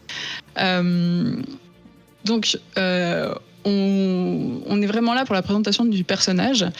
On commence par une jeune femme qui s'incruste dans une sorte de bar, salle de concert. Elle porte un flycase à la main. On dirait une sorte de mystérieuse musicienne, mais en fait, pas du tout. Elle rejoint pas le groupe. Elle, c'est Lucy Jennifer Ignacio da Neves, aka Lucifer, le mélange de Lucy et Jennifer. Comme c'est pratique. C'est pratique. Et c'est une voleuse. Alors, elle vole pas n'importe quoi, hein, bien sûr. Sa spécialité, c'est les artefacts magiques et autres objets surnaturels. Donc, combattre un démon, récupérer un objet, repartir avec son butin de manière très discrète, c'est un peu sa spécialité. Et elle bosse pour Val. Val, c'est une dame un peu plus vieille qui s'occupe de préserver les artefacts. Et qui en fait envoie Lucifer en mission très régulièrement. Va là-bas, va couper des ailes d'ange, un vieux bouquin, ce genre de choses. Et donc notre petite Lucifer que nous rencontrons, c'est son truc. Alors bien sûr, elle maîtrise la magie, parce que sinon, comment tu combats des démons et comment tu récupères des super artefacts magiques ? Et bien sûr, pour faire une histoire dans tout ça, il faut un passé. Et Lucifer, avant d'être dans cette ville et de travailler pour Val, elle travaillait pour des gens qui n'étaient pas très clairs, qui n'étaient pas très nets, et forcément son passé la rattrape. Et dans le premier arc, qui est donc sorti en 2008, on est vraiment sur ce personnage de Lucifer, son passé, quelles sont ses fonctions actuelles, un petit peu une sorte de découverte de l'univers. Donc l'histoire est assez intéressante parce qu'on découvre vraiment les bases. Alors on parle beaucoup de termes, on va dire, peut-être allemands et mythologiques. Exed, en fait, c'est le mauvais sort. Exerei, je crois que c'est les sorcières en allemand. Donc c'est vraiment autour de l'univers de la sorcellerie. On va parler des Graeae, qui sont les grès, en fait. C'est les trois vieilles avec un œil. On les voit dans le dessin animé Hercule. C'est pas du tout les morts, hein. C'est les grès. Voilà. Donc voilà. L'histoire, elle est plutôt bien montée. C'est plutôt cool pour une première histoire. Mais le petit problème de cette première série, et d'ailleurs c'est impressionnant qu'ils aient réussi à avoir une deuxième série, comme quoi tout n'est pas dans les images, c'est que cette première série, Emarios, quand elle a démarré, elle était très débutante. Et elle nous offre des cases complètement dégueulasses. Il n'y a rien d'autre à dire. Tu as des visages difformes, il n'y a rien dedans. D'une case à l'autre, les personnages ne se ressemblent plus. Il y a une image que je crois que c'est Adrien qui avait remontée, où tu vois Lucifer allongé sur une chaise et il y a un problème clair de vertèbre, c'est pas possible. Donc c'est pas une souffrance de lire ces 4 premières issues, mais c'est pas hyper agréable. Parce que une case sur 2, t'es là à faire c'est dégueulasse. Et à la couleur, alors je crois que j'avais noté le nom, voilà, Chris Peter, t'as un peu l'impression qu'il a pris sa pipette, qu'il a pris quelques couleurs et qu'il a pris le pot de peinture sur Paint et qu'il a rempli. C'est pas très beau. Ça manque de quelque chose, en fait, ça a aucune âme. Et c'est très très dur quand tu démarres une série comme ça, parce que tu te dis, s'il faut que je me tape les 12 issues de l'acte suivant qui est sorti en 2014, ça va être horrible. Et heureusement non, puisqu'en 2014, qu'est-ce qui s'est passé ? Le petit Dan Mora a remplacé Emarios. Et entre-temps, Emarios est devenue très forte en dessin. Attention, je précise quand même. Et donc, elle fait les coups. Ouais, elle fait des coups super. Et Mirror est magnifique. Vraiment, elle a fait un taf de fou derrière. Mais là, c'est juste pas possible, quoi. C'est visuellement, chercher un petit peu Emarios Exet, ça va piquer. Donc, on arrive en 2014. Ça a fait 6 ans que la série n'est pas sortie et pourtant, pouf, elle revient. Même univers, avec une sorte de suite. Il s'est passé un petit peu de temps. On retrouve Lucifer qui bosse toujours avec Val. Val tient belle galerie d'art. Et elle a même une stagiaire maintenant, stagiaire qui est quand même un petit peu au courant des capacités de Lucifer. Et on démarre avec un homme qui s'échappe d'un tableau où il avait été enfermé. Et en fait, il se trouve que c'est le frangin maléfique d'une très étrange femme qui ne parle pas, qui s'exprime à travers le corps d'autres humains. Donc on repart avec des personnages dont on a déjà un petit peu entendu parler en 2008, mais qui n'étaient pas aussi importants. Et là, tout d'un coup, ça prend toute son importance. Tous ces gens sont mauvais. Vraiment, tous ces gens sont mauvais. Et surtout, on nous parle un petit peu plus du tatouage de Lucifer. Parce qu'on le savait, dans la première série, elle a un tatouage qui la lie à un autre personnage qui s'appelle la gardienne des secrets. Et là, pendant les 12 issues, on va te dérouler plein de choses sur tout l'univers, sur les liens entre tous les personnages. Dan Mora se fait plaisir, mais de fou. Il arrive à t'offrir des trucs vraiment, enfin, c'est à savourer. Après, je pense que quand tu viens de subir, on va dire, la version de 2004, t'es content comme pas possible de trouver la version de Dan Mora et ça passe tellement mieux. C'est hyper divertissant. T'as plein de flashbacks avec des histoires. Le personnage de Lucifer, il est vraiment très cool. Elle a plein de choses à raconter, elle a plein de choses à montrer. Elle a vraiment, des capacités hyper intéressantes. Et voilà, je me suis vraiment attachée au personnage, vraiment au fil des chapitres. J'étais contente de la suivre, beaucoup plus que dans la première série. Et j'ai même eu un petit pincement au cœur, tu vois, quand ça s'est fini. Et je me suis dit, attends, 2014, ça se trouve, ça peut revenir. Donc 6 ans, ça fera là, 2020. Donc ça serait cool qu'ils reprennent. J'ai pas l'impression que ça soit prévu. Mais j'en aurais bien repris un petit peu de cette série. Parce que ça reste un personnage féminin fort, ça reste un univers où ils se sont amusés à faire beaucoup de choses. J'ai pas mal pensé à Magic Order à certains moments. Parce que j'aime bien ce côté magie, ce côté personnage principal féminin dans la sorcellerie. Et voilà, non, c'est un truc qui est très plaisant. Le fait que ça soit un omnibus disponible là en plus d'un coup en VF, c'est hyper pratique. Voilà. Après, faut passer la barrière de 2008. T'as 4 issues, faut que tu t'accroches parce qu'en vrai, si tu les rates, tu rates quand même pas mal de background sur le personnage. Et il y a moyen que quand tu démarres la série 2018, il te manque quelques éléments quand même de précision sur son passé à elle, qui serait dommage d'avoir raté. Voilà. Après, je pense que je sais qu'Adrien l'a lu avec souffrance. Je sais pas si vous avez des choses à rajouter, pardon. Et toi, Adrien, plutôt ensorcelé ou excédé par Exced? Ah si, si, ensorcelé d'une certaine façon. C'est-à-dire que j'étais damné. Enchanté. J'étais damné. Non, en fait, c'est vrai que la première issue, je commençais à la lire et je me disais, mais putain, c'est pas possible. En fait, c'est déjà c'est très mal dessiné, mais bon, admettons, passons ça. On a lu d'autres choses très mal dessinées, mais c'est aussi très mal raconté. En fait, c'est ultra mal branlé. C'est artificiellement très compliqué avec. Je sais pas, en fait, l'action est toujours. Ça, pour le coup, c'est un problème de dessin, mais elle est toujours illisible.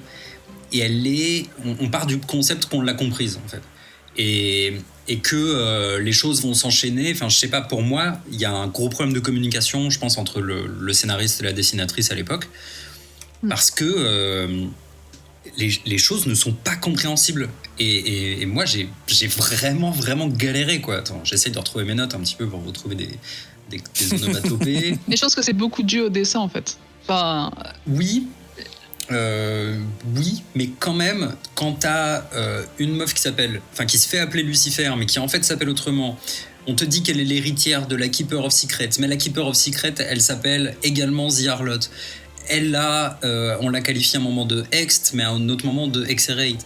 Il y a une meuf... on a déjà vu des trucs plus compliqués. Au bout d'un moment, tu sais, il n'y a pas de 36 000 trucs non plus. Qu'un personnage soit nommé de différentes façons, c'est pas ça qui fait que c'est un mauvais comics, quoi. En fait, je crois que j'ai commencé à lire et il y a des personnages aussi qui malheureusement se ressemblent un petit peu. Il y a tellement de lacunes de dessin que ça rend l'ensemble, je trouve, ultra dur à lire. Enfin bref, à la fin de la première, je me suis dit, j'ai dit sur notre Slack là, est-ce que vraiment ça sert à quelque chose qu'on le lise ou est-ce que c'est genre un peu pour info, c'est le reboot de la série de 2008, quoi. Parce que j'étais en galère, quoi. Ça me faisait trop chier de lire ça. Et puis bon, tu sais, t'as issue 2, 3, 4, c'était toujours nul, mais bon, allez, tu vois, au bout d'un moment, tu rigoles des dessins, je faisais plein de screenshots, j'étais content. Il y a plein de fois où moi, je vois une inspiration... Comment ça s'appelle ce truc déjà de fan art là où tout le monde balançait ses dessins DeviantArt. DeviantArt, ouais. Tu sais, il y a plein de moments où je me croyais dans une très mauvaise catégorie DeviantArt avec énormément d'inspiration, de cadrage un peu animé, tu sais, genre des plans qui sont clairement inspirés du dessin animé. Il a tout le temps ses cheveux dans les yeux. Là, mais alors ça, le coup des cheveux dans les yeux, pour moi, c'est une astuce. Quand tu regardes bien les 4 premières issues, en fait, je pense que ça l'a fait trop chier de dessiner les visages. Et donc, ils ont toujours, tu sais, une main sur le menton, la main sur la tête, la tête tournée. Il y a toutes les astuces du monde pour pas dessiner. Dans les premières cases, on voit jamais son visage. Ouais, il y a toutes les astuces du monde pour pas dessiner les visages. Et c'est même un truc d'ailleurs assez rigolo. Pour la défendre, mais elle a une capuche au départ. Donc oui, mais je pense que ça l'arrange quoi aussi. Mais ce qui est rigolo, c'est que. Moi, je dirais après, je suis pas trop d'accord, mais. Ils attaquent. Putain, la vache, Ben, si tu commences à défendre ça, c'est chaud. Genre, ils attaquent en disant. Je suis un petit peu plus nuancé, mais je dirais pourquoi. Non, mais c'est marrant, c'est que dès le départ du comics, c'est censé être un trait de caractère qu'elle est pas jolie. Elles le disent. Et je pense que c'est peut-être un peu une astuce. Pas tout à fait ça. Ah si. Je suis pas très. Non, elle dit pas ça. Elle fait. Bah vas-y, je te laisse finir. Elle dit qu'en gros, ça l'arrange bien de pas être très jolie pour pouvoir faire tac tac tac. Bref, et en fait, ce qui est drôle, c'est que après, c'est presque un ressort du reboot. Moi, j'ai presque envie d'appeler ça un reboot parce que quand même, on comprend les choses. Globalement, on rate pas, à part 2-3 mentions au premier arc. Tu peux complètement attaquer par le Hext de 2014, c'est ça ? 2014. Et moi, j'ai presque vu un petit aveu de l'auteur dans la toute première case de Hext 2014 où... attendez, je ressors mon screenshot. Ah oui, il dit j'y connais rien à l'art, je sais pas si c'est bien ou pas bien. Exactement. Il dit je vais vous faire une confession, je ne connais pas grand-chose à l'art. Ce qui est beau, ce qui n'est pas beau, tout ça est un mystère complet pour moi. C'est le premier truc qui est dit dans ce reboot. Je pense qu'il s'était fait pas mal trasher à l'époque sur le premier en 2008. Obligé, c'est une ref. Et voilà. Pas parce que c'est pas lui l'artiste, donc rien à voir. Si, mais enfin, il s'était fait trasher dans le comics. Je veux dire, pourquoi il fait une confession pour son artiste ? Bah justement, dire moi j'y connais rien à l'art, je sais pas ce qui est beau, ce qui est pas beau. Ouais, je pense il avait validé un truc. T'aimes voir ça parce que ça apporte de l'eau à ton sel. Exactement. Mais en fait, ça m'a d'une certaine façon un peu fait chier de découvrir et d'aimer cette deuxième série parce que disons-le, j'ai vraiment beaucoup aimé. Effectivement, Dan Mora, ça tue, c'est vraiment magnifique de bout en bout. Enfin, t'ouvres la première page tout de suite, tu vois, pour moi c'était une bouffée d'oxygène. Je me disais waouh, ok, d'accord, c'est bien. Et au fur et à mesure que l'histoire se déroulait, je me disais mais putain, mais quel gâchis sur la première en fait, qui très clairement est trop courte pour ce qu'elle voulait raconter. Et puis était aussi, je pense techniquement pas à la hauteur de ce qu'elle devait être, quoi. J'aurais presque envie qu'on réintègre des trucs de ça parce que il y a énormément de pistes qui étaient ébauchées à ce moment-là et qui auraient mérité d'être mieux racontées à l'époque, quoi. Après, pour un tout petit peu tamiser quand même, parce que même si j'ai beaucoup aimé, je trouve que la lecture est toujours pas super simple. Il y a quand même des moments d'action qui sont pas lisibles. Je sais pas, par exemple, la première sortie du tableau qu'on voit, je trouve, enfin vraiment, si tu prends de façon assez analytique, on comprend pas bien la scène, les choses qui se passent. Il y a des gens qui bougent entre les cases et ça perturbe pas mal le truc. Enfin, j'ai beaucoup fonctionné par extrapolation et en lisant les textes en me disant ah ok d'accord, c'est ça qui s'est passé, et je trouve que c'est pas comme ça que ça devrait fonctionner dans un comics. L'intrigue elle reste quand même un peu complexe. J'ai l'impression qu'il y a un poil trop de personnages, ou du moins qu'il n'y en aurait pas besoin d'autant dès le début, parce qu'au bout du compte, tout le monde trouve son rôle. Mais quand même, c'est dur de commencer, et heureusement que j'ai tout enchaîné. Si ça avait été en issue, je sais que j'aurais abandonné, même si il y a clairement des planches magnifiques. Et voilà. Et il y a juste un peu un truc que je trouve un peu fatigant dans la dynamique des personnages, parce que tout à l'heure tu disais c'est une femme forte et tout ça. Elle est tellement forte et indépendante qu'elle a une relation avec la stagiaire dans le nouvel arc qui est à la fois super intéressant et en même temps fatigant, parce qu'il fonctionne sur le même ressort tout le temps. C'est qu'en gros elle la trash Et elle sert un rôle qui est essentiel, c'est qu'elle a le point de vue de nous, enfin du lecteur. Elle est aussi novice que nous. Et du coup, elle pose énormément de questions, et c'est une façon ultra habile d'expliquer l'univers. Et en fait, la seule mécanique de défense et de moteur au dialogue, c'est que Lucifer, en gros, à chaque fois, lui dit « Ah, tu crois que c'est ça ? Ben non, c'est pas ça. » Et ça devient un ressort scénaristique un petit peu à base de « Ah, bah, tu crois qu'on va faire ça ? Eh ben non, on va pas faire ça. Tu crois qu'on va faire ça ? Ben non. » Enfin, ça c'est un peu fatigant pour moi. Mais, bref, quand même, je pense qu'il faut lire la version 2014. Ok. Et du coup, toi, Ben, j'aimerais bien voir ton avis. Qu'est-ce que t'en as pensé ? Tout est de la merde. Tout. Ok. Rien à L'artistique, l'écriture, tout. Très bien. Du coup, c'était Exced chez... Bien sûr, humour. Vas-y. Ouais, alors, pour la version de 2008, déjà, moi, je suis pas trop d'accord avec Hélène. Je pense que t'as pas besoin, même pour certains détails. En fait, c'est tellement réexpliqué et référencé dans ce qu'on va appeler le reboot que pour moi, t'as pas besoin de lire la série de 2008 pour comprendre celle de 2014. Bah, je trouve pas, parce que vraiment j'ai lu tout à la suite, et en fait quand j'ai lu celui de 2014, je me dis oui mais ça je sais, ouais ok, bon en fait j'aurais pu ne pas le savoir, ça aurait été pareil.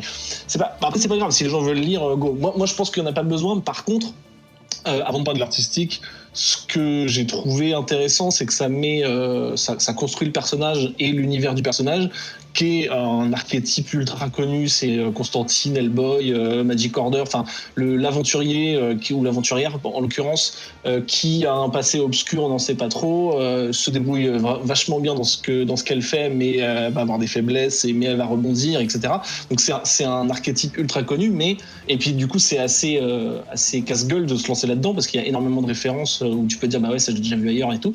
Et malgré tout, alors je me targue pas d'avoir lu tous les trucs dans ce style-là, mais rien que pour avoir lu beaucoup de Hellboy, tu te dis ok, il y a quand même pas mal de bonnes idées en termes d'aventure ésotérique avec des artefacts et ce genre de trucs. Et là, j'ai trouvé qu'il y avait des super bonnes idées, notamment le coup du cadavre avec le portail dans le cadavre. Enfin, et il y a des trucs qui justement t'énervent au point de te dire putain, mais si ça c'était soigné au niveau artistique, ça tuerait la gueule, quoi. Du coup, moi, je suis plus frustré par le côté.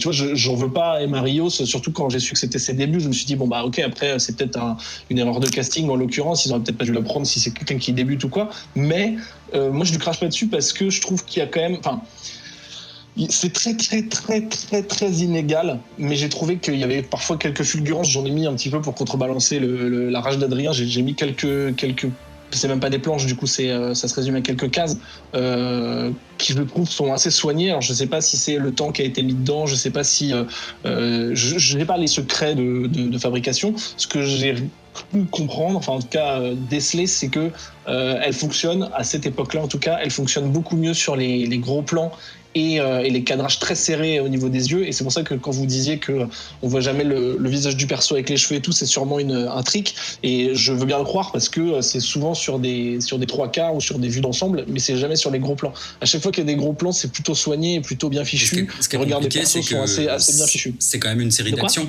Et donc il y a plein de moments où il doit se passer plein de choses avec des plans. Je dis juste que je me dis pas, enfin j'ai du mal à lui en vouloir, entre guillemets. Je me dis juste, ok, bah c'était ses débuts, et genre voilà, peut-être que si en 2014 elle avait repris le truc, peut-être ça aurait été 10 fois mieux. Donc je trouve ça très dommage. Maintenant, ça m'a pas, c'était que 4 issues, donc ça m'a pas non plus vers la gueule, mais je pense qu'on en a pas vraiment besoin, à part pour les quelques idées, limite le feuilleter pour avoir quelques idées qui posent l'univers ésotérique, parce qu'il y en a vraiment cool, et qui mettent aussi le perso, un petit peu la construction du perso, même si j'ai trouvé que dans la narration, c'était assez cool quand elle parlait un peu de elle et de sa life et tout ça, mais par contre dès qu'elle parlait de l'histoire, tu sentais que c'était ok, il faut que le lecteur sache un truc, donc je vais raconter ça. Un peu comme tu sais dans les films, quand ils sont au téléphone, ils font quoi, vous voulez que je fasse ça, et en fait ils répètent tout ce que dit la personne de l'autre côté parce qu'ils ont pas assez de thunes pour faire la voix, enfin bref. Donc voilà, ça m'a un peu fait chier, surtout qu'après en 2014 du même auteur, c'est vachement plus, enfin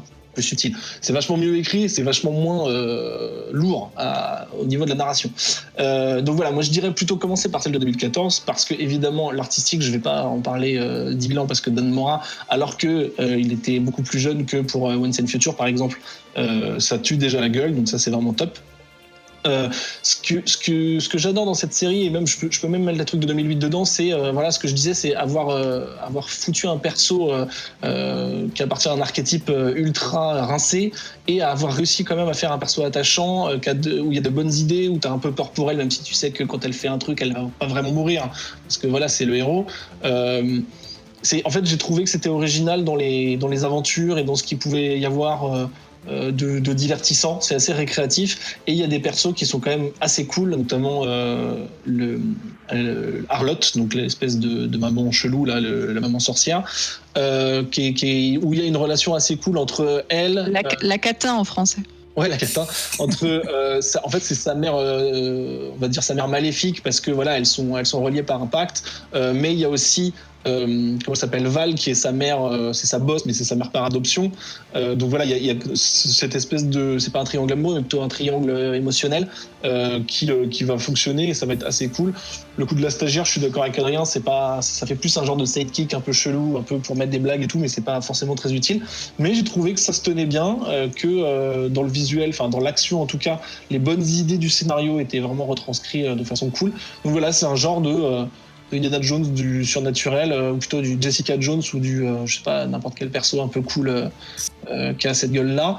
Donc voilà, non, je conseille, c'est plutôt cool. Il y a que 12 issues dans cette série, donc ça se lit assez vite. Allez-y, et puis celle de 2008, bah, c'est pas, on n'a pas de quoi s'énerver, quoi. C'est pas, tu vois. Non, donc ouais. c'était cool. Je peux juste ajouter une toute petite remarque. Vas-y. En fait, en écoutant Ben, j'ai compris qu'il avait des références que j'avais probablement pas du tout. Notamment, tu vois, moi j'ai pas lu Hellboy, à votre grande dame. Non, mais tu connais le perso. Enfin, tu veux dire, tu connais la dynamique du perso. C'est genre des artefacts, des aventures. Ouais, mais ça, j'ai jamais lu en fait. Okay. Et j'ai jamais lu Constantine, et j'ai jamais regardé Buffy, et j'ai jamais regardé. Enfin, en fait, ce truc, tu vois, tout l'univers de la possession, démon, blablabla, je le connais pas du tout. Et en fait, je pense que j'ai été perdu plus que de raison, parce que peut-être que je suis tout simplement pas la cible du truc. Peut-être que pour vous, c'est logique en fait de dire ok, en 3 cases, t'apprends que elle est et démoniste, je sais même pas comment on dirait, et voleuse, et puis en fait je rentre dans un cadavre, et puis là en fait je me retrouve enfermé par le biais d'un artefact ou je sais pas quoi. Plus. T'as déjà vu des trucs, enfin tu vois, on a regardé Constantine en Netflix party, enfin genre t'étais pas perdu complètement. Non, mais je trouve pas ça ultra naturel comme univers. Enfin, moi, je suis pas ultra. Je trouve tout alambiqué, mais peut-être que c'est parce que j'ai aucune culture de cette littérature-là. Ouais, je sais pas, parce que c'est quand même. Enfin, c'est intéressant ce que tu dis, mais je trouve que c'est quand même assez accessible. Enfin, j'ai pas l'impression que c'est réservé aux gens qui connaissent cet univers. Pour moi, tu vois, j'ai dit Indiana Jones, c'est un peu pareil, sauf que c'est juste qu'il y a un peu moins de surnaturel, sauf dans le 4, mais le 4 il compte pas. Tu vois, je veux dire, c'est quand même un truc assez connu. Enfin, je suis pas sûr que ce soit. Non, mais ça m'a semblé. C'est ça qui t'est perdu. Ouais, non, mais ça complexe, en tout cas dans les mécaniques et tout ça, qu'un simple délire de je trace un pentacle, blabla. Tu vois, ça m'a semblé plus galère que ça, quoi. Ouais. Après, tu vois, il y a évidemment un arc un peu qui se dessine de sa destinée, elle est l'héritière de machin, etc., qui est un peu en tâche de fond et où t'en apprends vraiment petit à petit. Mais le gros du truc, c'est quand même ce côté un peu récréatif, aventure, où il faut aller chercher un artefact, oui, mais pour ça il faut que je fasse ça, donc je fais une incantation, machin. Et même à un moment, je crois que c'est à mi-chemin de la série de 2014 où Val, elle avait ce sous-sol avec plein d'artefacts magiques, et en fait il y a eu un incendie, et genre ils ont tous été foutus dans la nature pour X raisons, et du coup il fallait les rechercher. Donc c'est vraiment jeu vidéo, tu vois, c'est la quête, enfin tu vois. Mais c'est ça, vraiment ce côté récréatif. Pour moi ça. Pour le coup, pour moi, ça c'est mainstream et ça mais touche ça, je trouvais ça vachement naturel dans le deuxième arc. Ouais. Ça, c'était vraiment, pour le coup, la course à l'artefact. Ok, aujourd'hui, on va chercher ça. Et tu vois, ça, c'est un vrai plaisir d'aventure. Le premier, il y avait comme une espèce de plot très compliqué où, en fait, à chaque fois, on ajoutait un personnage. Oui, puis en fait, lui, c'est la sœur de machin, mais c'est aussi. Il lui a jeté un sort à elle, alors du coup, en fait, il est. Tu vois, pour moi, c'était. j'étais vraiment en galère. Et j'ai commencé à mieux comprendre le comics à partir du moment où j'ai pris des notes. Ce qui est quand même un peu triste, quoi. Après, Mais c'est juste peut-être moi qui suis préciser aussi con, un autre truc, je sais pas si Hélène l'a dit, il y a quasiment pas de perso masculin, ce qui est assez rafraîchissant, ou alors ils sont utilisés en méchants très méchants, Yves. notamment dans la série de 2008, le gars ressemble à Ganondorf, c'en est vraiment très méchant. Et dans la série de 2014, la nana Cymbaline là, qui a fait vœu de silence, elle parle via des mignons, enfin des sbires, des mecs en costard, des Men in Black un peu. Et du coup, c'est assez rigolo sont d'avoir utilisé très les hommes comme ça. secondaires, Quoi. Ça, je l'ai compris. Surtout que ça change un peu. c'est un auteur Je masculin. l'ai compris super Ouais, tard. ouais, c'est ça. Que Et c'était du coup, pas c'est elle qui cool parce que parlait. t'as l'héroïne, c'est une femme, la figure paternelle, c'est une meuf. Enfin, tu vois, c'est assez cool et c'est une bonne idée d'avoir fait ça. Et c'est pas avec des gros sabots, c'est pas genre, on met que des meufs parce que voilà, tu vois. Ça, c'est assez cool, j'ai trouvé. Ça arrive souvent dans les histoires de sorcières. Sorcières sont méchantes, voilà, tout simplement. C'est souvent des femmes, les sorcières. Il y a C'est des sorciers aussi. Des sorciers. Donc Ouais, c'était bien. Exced, publié chez Boom Studio et Glénat Comics en France, écrit par Michael Allan Nelson et dessiné par Emarios puis par Dan Mora. J'en profite vite fait pour dire que Glénat Comics propose une trentaine de leurs titres à moitié prix en version numérique pendant le confinement, parmi lesquels Under York, Nailbiter, Letter 44, The Hook Div, Lazarus, Lady Mechanica, dont on a pratiquement parlé de tous dans des précédentes émissions. Oui. Si vous souhaitez savoir dans lesquels, je vous invite à aller faire un tour sur notre outil de recherche de chroniques de comics, à savoir Cerebro, à l'adresse cerebro.comicsoutcast.com.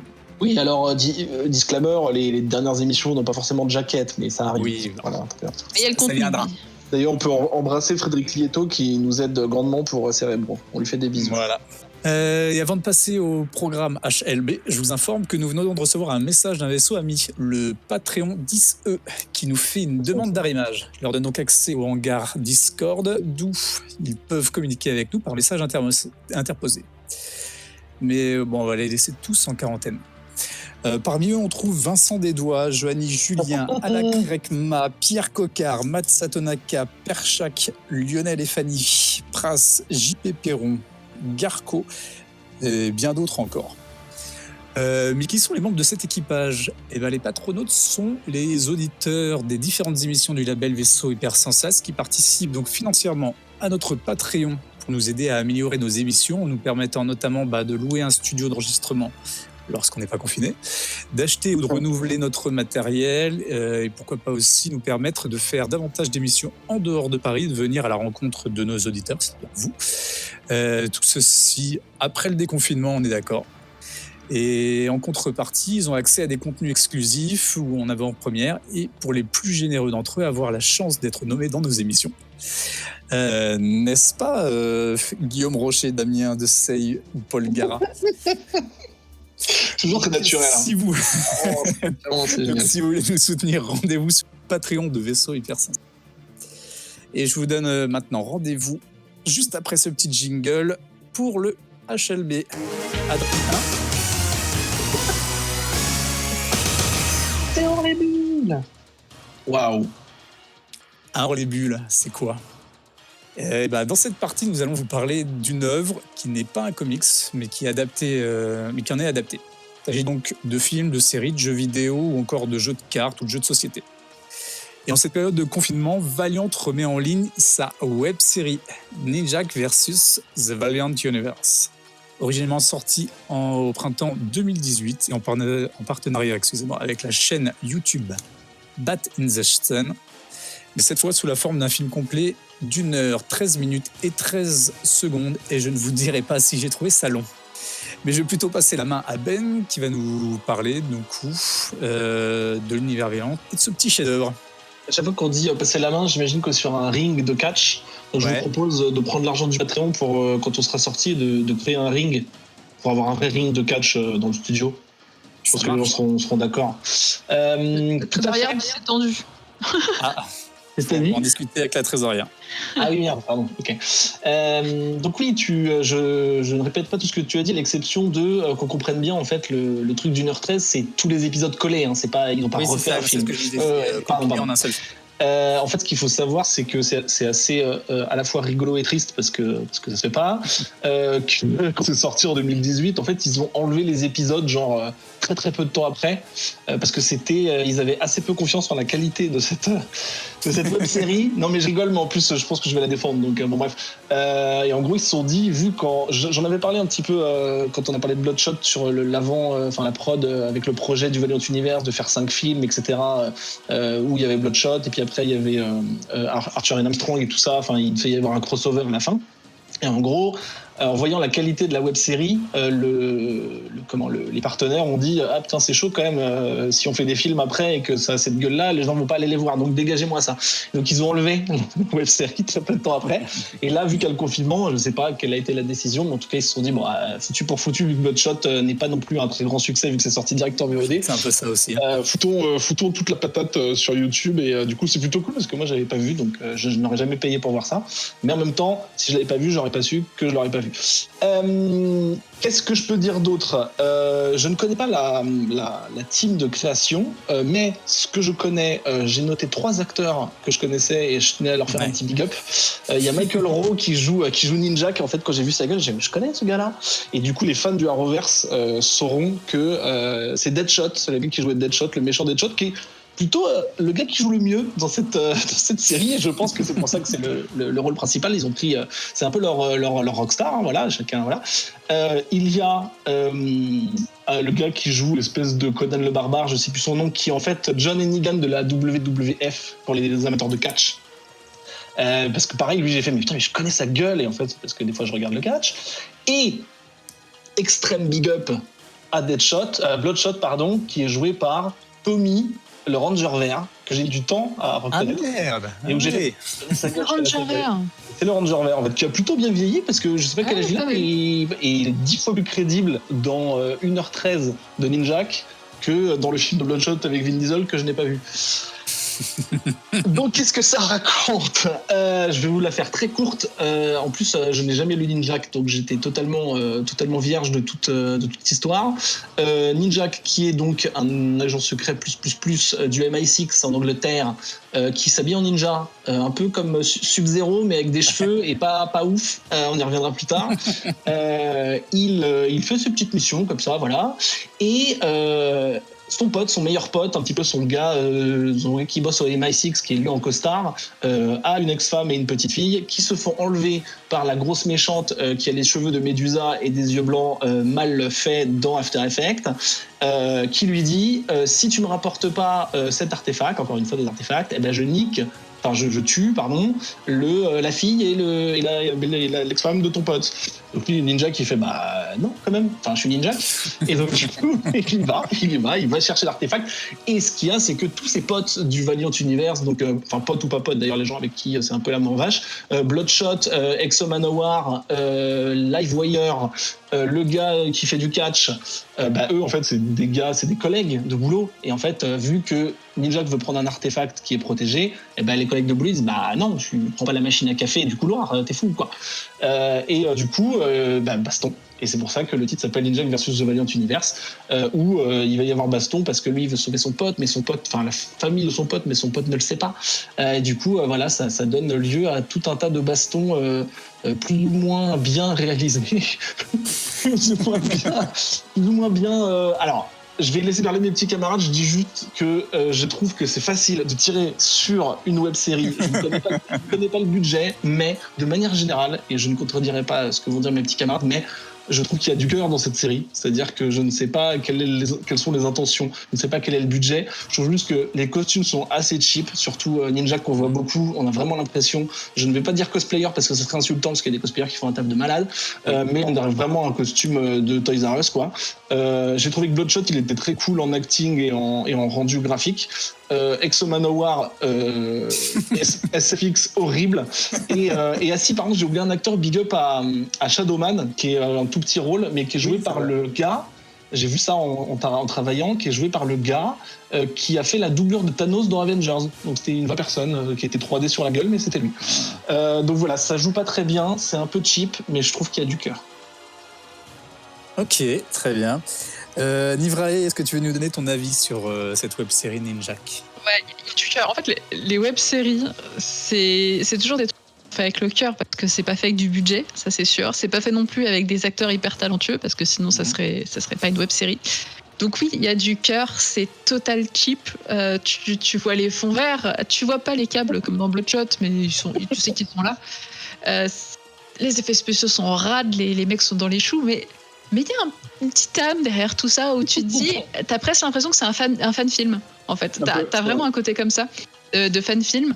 C'est un peu genre Valiant avait envie de faire son film Avengers, son Assemble, tu vois. Donc voilà, ils l'ont fait. J'ai mis un certain temps à reconnaître certains persos.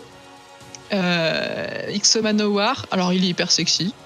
Je le valide, mais je le voyais pas comme ça en fait. Je le voyais pas aussi jeune et aussi voilà, mais il me va très bien en fait. Et après non, ouais, il y a des même dans les maquillages, il y a des trucs un peu cheap. Mais je sais pas, tu te prends un peu d'affection pour eux. Je sais pas, il y a quelque chose, tu vois. C'est facile, le scénario il est tout simple, les méchants c'est des gros méchants des films un peu pourraves des années 80.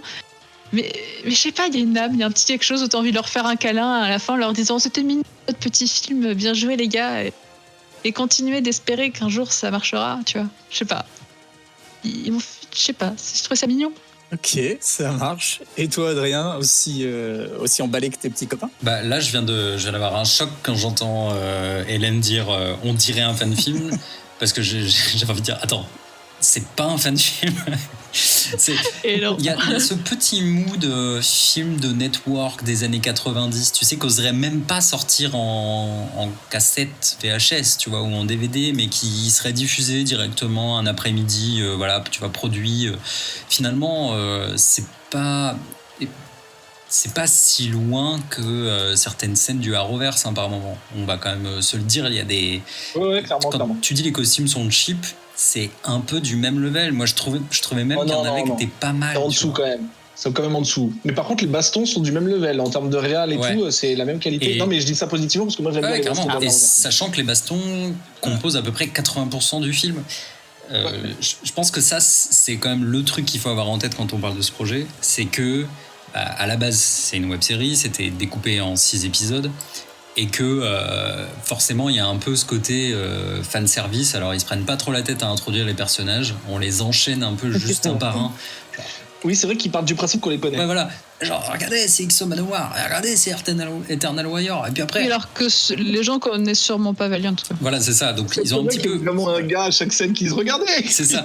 Et ils ont juste oublié de raconter une histoire et des personnages. Donc ce qui est un peu con, c'est qu'on s'en bat les couilles, mais de tous. Enfin, franchement, mais le plot, il est posé en vraiment 1 minute 30 avant le générique.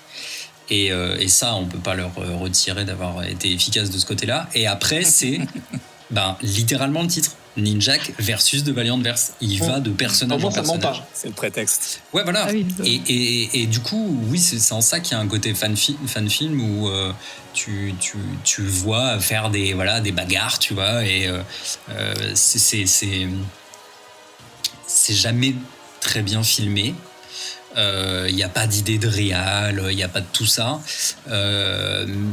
Tout le monde joue très très mal, bien entendu. Je suis pas d'accord. Je trouve que Force Vert là de Bloodshot, il surjoue, mais il joue pas mal. Et je trouve qu'il est un peu marrant quand il cabotine un peu. Tu sais, il fait son rigolo et je trouve que c'est peut-être mal placé. Ouais. Je connais pas le perso, mais j'ai trouvé que il était attachant. Non, mais je pense en fait c'est même pas un truc de il joue mal, c'est qu'ils sont pas dirigés. Il y a quand même la moitié d'entre eux qui sont pas des acteurs. Tu disais, tu vois, Eternal Warrior, c'est le mec de la WWE. Et tu sais, genre, juste tu vois sur son visage tout le long, je suis trop content d'être là. il est juste content d'être une star, quoi. Ça me suffit, moi, ça me suffit. Ouais.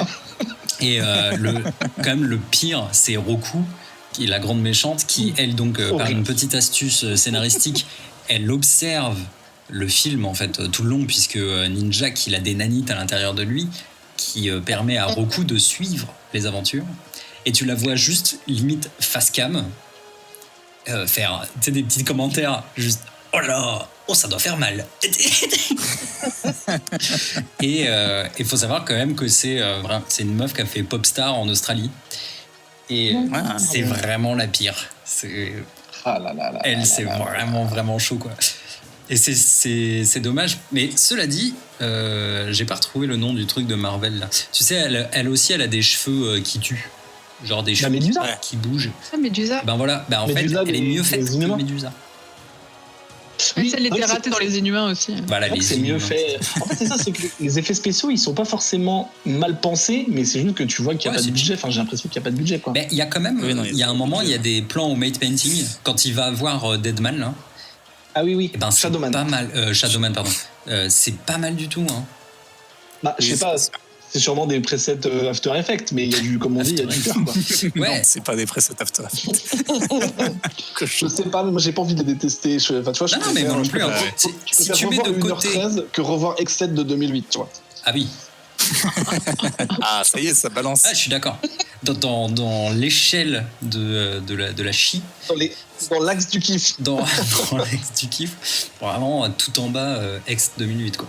Et ouais, non, bah voilà, enfin, juste ce qui pêche, c'est le scénar, la lumière, le réal, le montage son, le rythme, le scénario, et voilà. Mais sinon, le reste, c'est bien.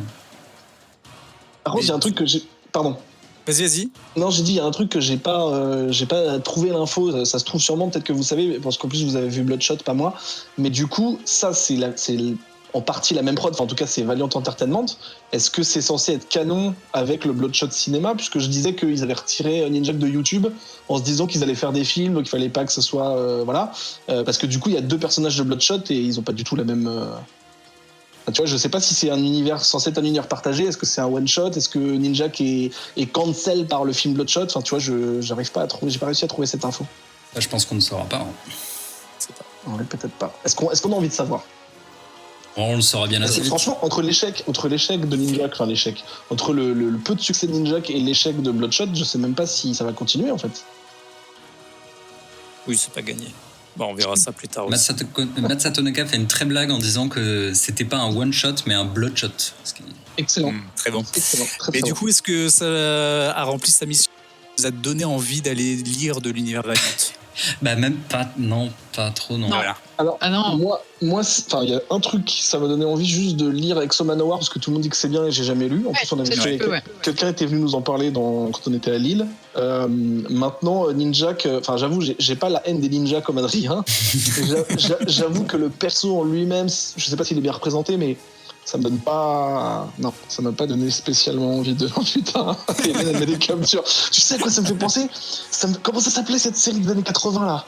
Le gars c'était un peu comme Tron, tu sais, c'était des néons foutus sur la pellicule là. Ottoman, c'était trop bien. Voilà, pardon. D'accord.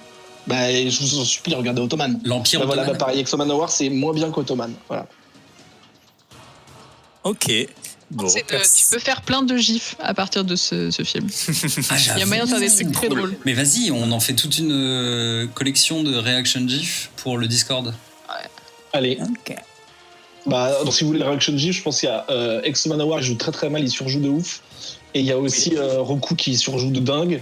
Et le catcheur. Mais bon, le catcheur, c'est un catcheur, c'est normal qu'il surjoue. Enfin, voilà, c'est son métier. Et moi, je l'aime bien. Il y a aussi Archer et Armstrong. Alors, je sais plus lequel est lequel, mais il y en a un, c'est Tintin. Ah, c'est Le Archer. petit jeune, là. C'est Archer. horrible. Bah, l'autre, je disais que c'était Ketrus, mais maintenant que j'ai vu la série, c'est pas Ketrus, hein, franchement. Ah non. Mais en plus, c'est toute la série, tout le monde est habillé en gris et lui, il est habillé en bleu. Et du coup, t'as l'impression qu'il a été incrusté et qu'il va pas avec le reste. Il y a rien qui va. Bon, agaçant de ouf. Bon, si personne n'a plus rien à rajouter. C'est la fatigue. Et le film, en tout cas, il est sur YouTube et c'est gratuit. Et Ça, c'est positif. c'est que 1h13. Voilà. Vous faites autre chose en même temps, vous faites des samosas ou du pain. Arrête, tu risquerais de rater des scènes hyper importantes. Ouais, mais tu mets le son à fond. Et il n'y a pas de VF. Il n'y a pas de sous-titrage. Ouais, c'est pas écrit de ouf, hein. Si, alors pour le coup, j'ai essayé le sous-titrage. C'est du sous-titrage automatique en anglais. Ah oui, Et, je jamais ça. Et c'est assez, c'est assez hallucinant. Ouais, du coup, Déjà, en fait, les mots apparaissent au fur et à mesure qu'ils parlent. Du coup, tu es tout le temps collé à ton bas d'écran. Mais en plus, il saute pas mal de mots lorsque tu as un petit peu de sound design derrière ou un peu de musique. Et puis, il y a pas mal de mots qu'il n'arrive pas à découvrir. Du coup, Ninjak, ça passe pas mal en Mike Jack ou en Ming Jack. Ça m'a fait bien rire, moi, ce moment. Voilà, mais non, ouais, ça c'est assez horrible. Du coup, le sous-titrage, tu peux te le foutre au cou. Comment ? Le Oui, si, oui. Voilà, merci. Absolument. Non, Très bien. je réécouterai l'émission pour cette lundi. C'était très bien. Et je crois que qu'on arrive à la fin de l'émission. Oh. Notre vaisseau arrive à son port d'attache. Et je crois qu'il est temps pour moi de remercier un peu tout le monde, à commencer par celui qui a sué sang et eau pour la réalisation de cet épisode. J'ai nommé Craig l'écureuil. Oh là. Merci Craig. Écureuilleur. Le petit écureuilleur. Je vais également remercier Ben. Merci Ouais. Ben. Je vous en supplie, Samuel. Écoutez, Où est-ce qu'on c'était un te plaisir. retrouve ? Ouais. On me retrouve, écoutez, sur les réseaux sociaux. Je mets des Ouais. vidéos de mecs qui pètent dans des micros. C'est ta grande passion du moment. Non, voilà. J'essaye de. Donc, j'ai encore un peu de taf malgré le confinement, parce que la Ouais. magie d'Internet. J'essaye de balancer des dessins, des illus assez régulièrement pour qu'on se rappelle que j'ai un métier au-delà de toutes ces conneries. Et puis voilà, écoutez, sur Twitter, sur les réseaux sociaux. Je suis sur le Discord du vaisseau. On fait des Netflix parties, c'est rigolo. On a regardé Green Hornet, on a bâché, c'était sympa, même si on a quand même le film. Donc voilà, écoutez, je suis trouvable sur Internet, Ben Renault, je suis là. La lumière est allumée, venez. Très bien. Et très bientôt Ben. Ah bah oui. Merci également à toi Nivrae. On te retrouve où ? Tu fais quoi en ce moment ? Alors, je bosse à mi-temps, donc retrouvez-moi toutes les matinées sur Animal Crossing et l'après-midi, je ne suis pas disponible. J'avais un très bon taux de navet ce matin, ça a été l'enfer. J'ai souffert pendant 3 heures avec des gens qui défilaient chez moi. Voilà. Et non, mais c'est bien, je fais même des rencontres avec Mr. Box et tout sur Animal Crossing.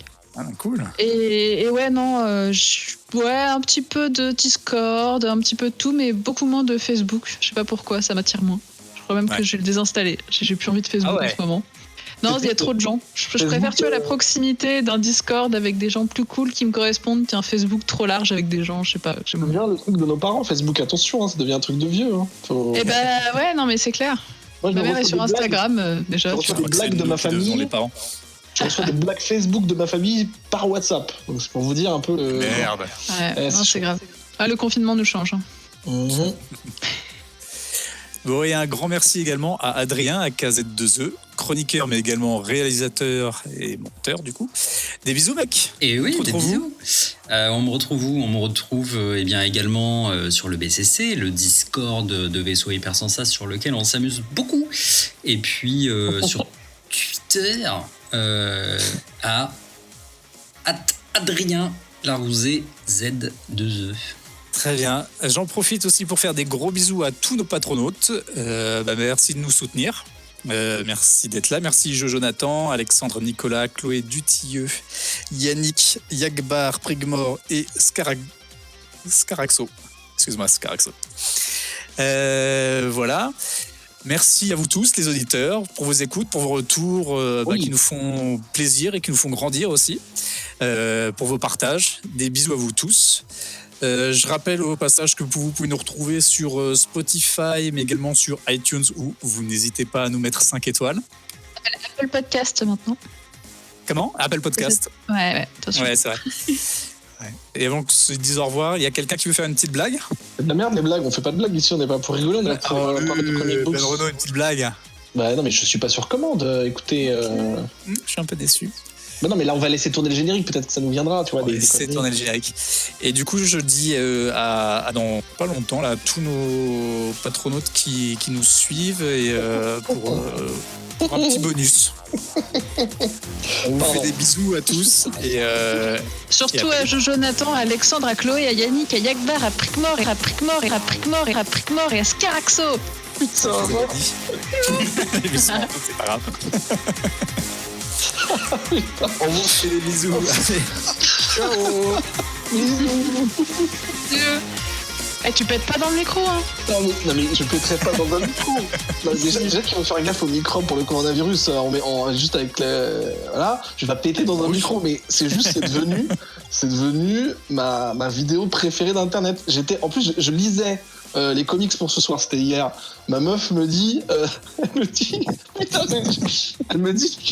dit, putain, je suis sûr que ça va te faire rigoler. Et j'ai vu, il y avait même pas le son encore. J'ai juste vu le gars approcher son cul du micro, j'étais déjà en train de chier, quoi. Et après le son, voilà, je veux dire, c'est, oh là là, je suis deg de pas avoir eu l'idée de cette vidéo et que ce soit le relais d'un ami. Mais c'est la meilleure chose. Et d'ailleurs, j'ai conseillé hier parce qu'on en parlait hier sur le Discord de cette vidéo du père, là, et j'ai conseillé d'aller voir sur YouTube, vous tapez Pastor Gaz. Pastor comme un pasteur et gaz comme du gaz.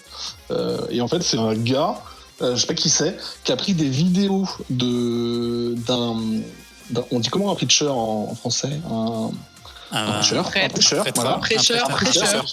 En fait, c'est un prêcheur américain qui fait des trucs genre Alléluia, mais à la télé. Et en gros, ce qu'il fait, c'est qu'il te dit des trucs genre voilà, Dieu est en toi, machin, donc tout ça pour les gens qui sont là-dedans. Et en fait, entre chaque phrase, il laisse passer des blancs, en fait, genre en mode, tu vois, j'ai la pouvoir en moi, genre je médite, quoi. Et en fait, il y a un gars qui a pris ces vidéos et dans les blancs, il a calé des bruits de paix. Et c'est génial parce que t'as l'impression que le mec il lâche des caisses entre chaque phrase. C'est ma passion. Voilà, donc je vous le conseille. The Farting Preacher aussi, c'est son deuxième nom. Tel évangéliste, merci pour les gens du Discord. Du coup, il pète et voilà, c'était ma reco culturelle.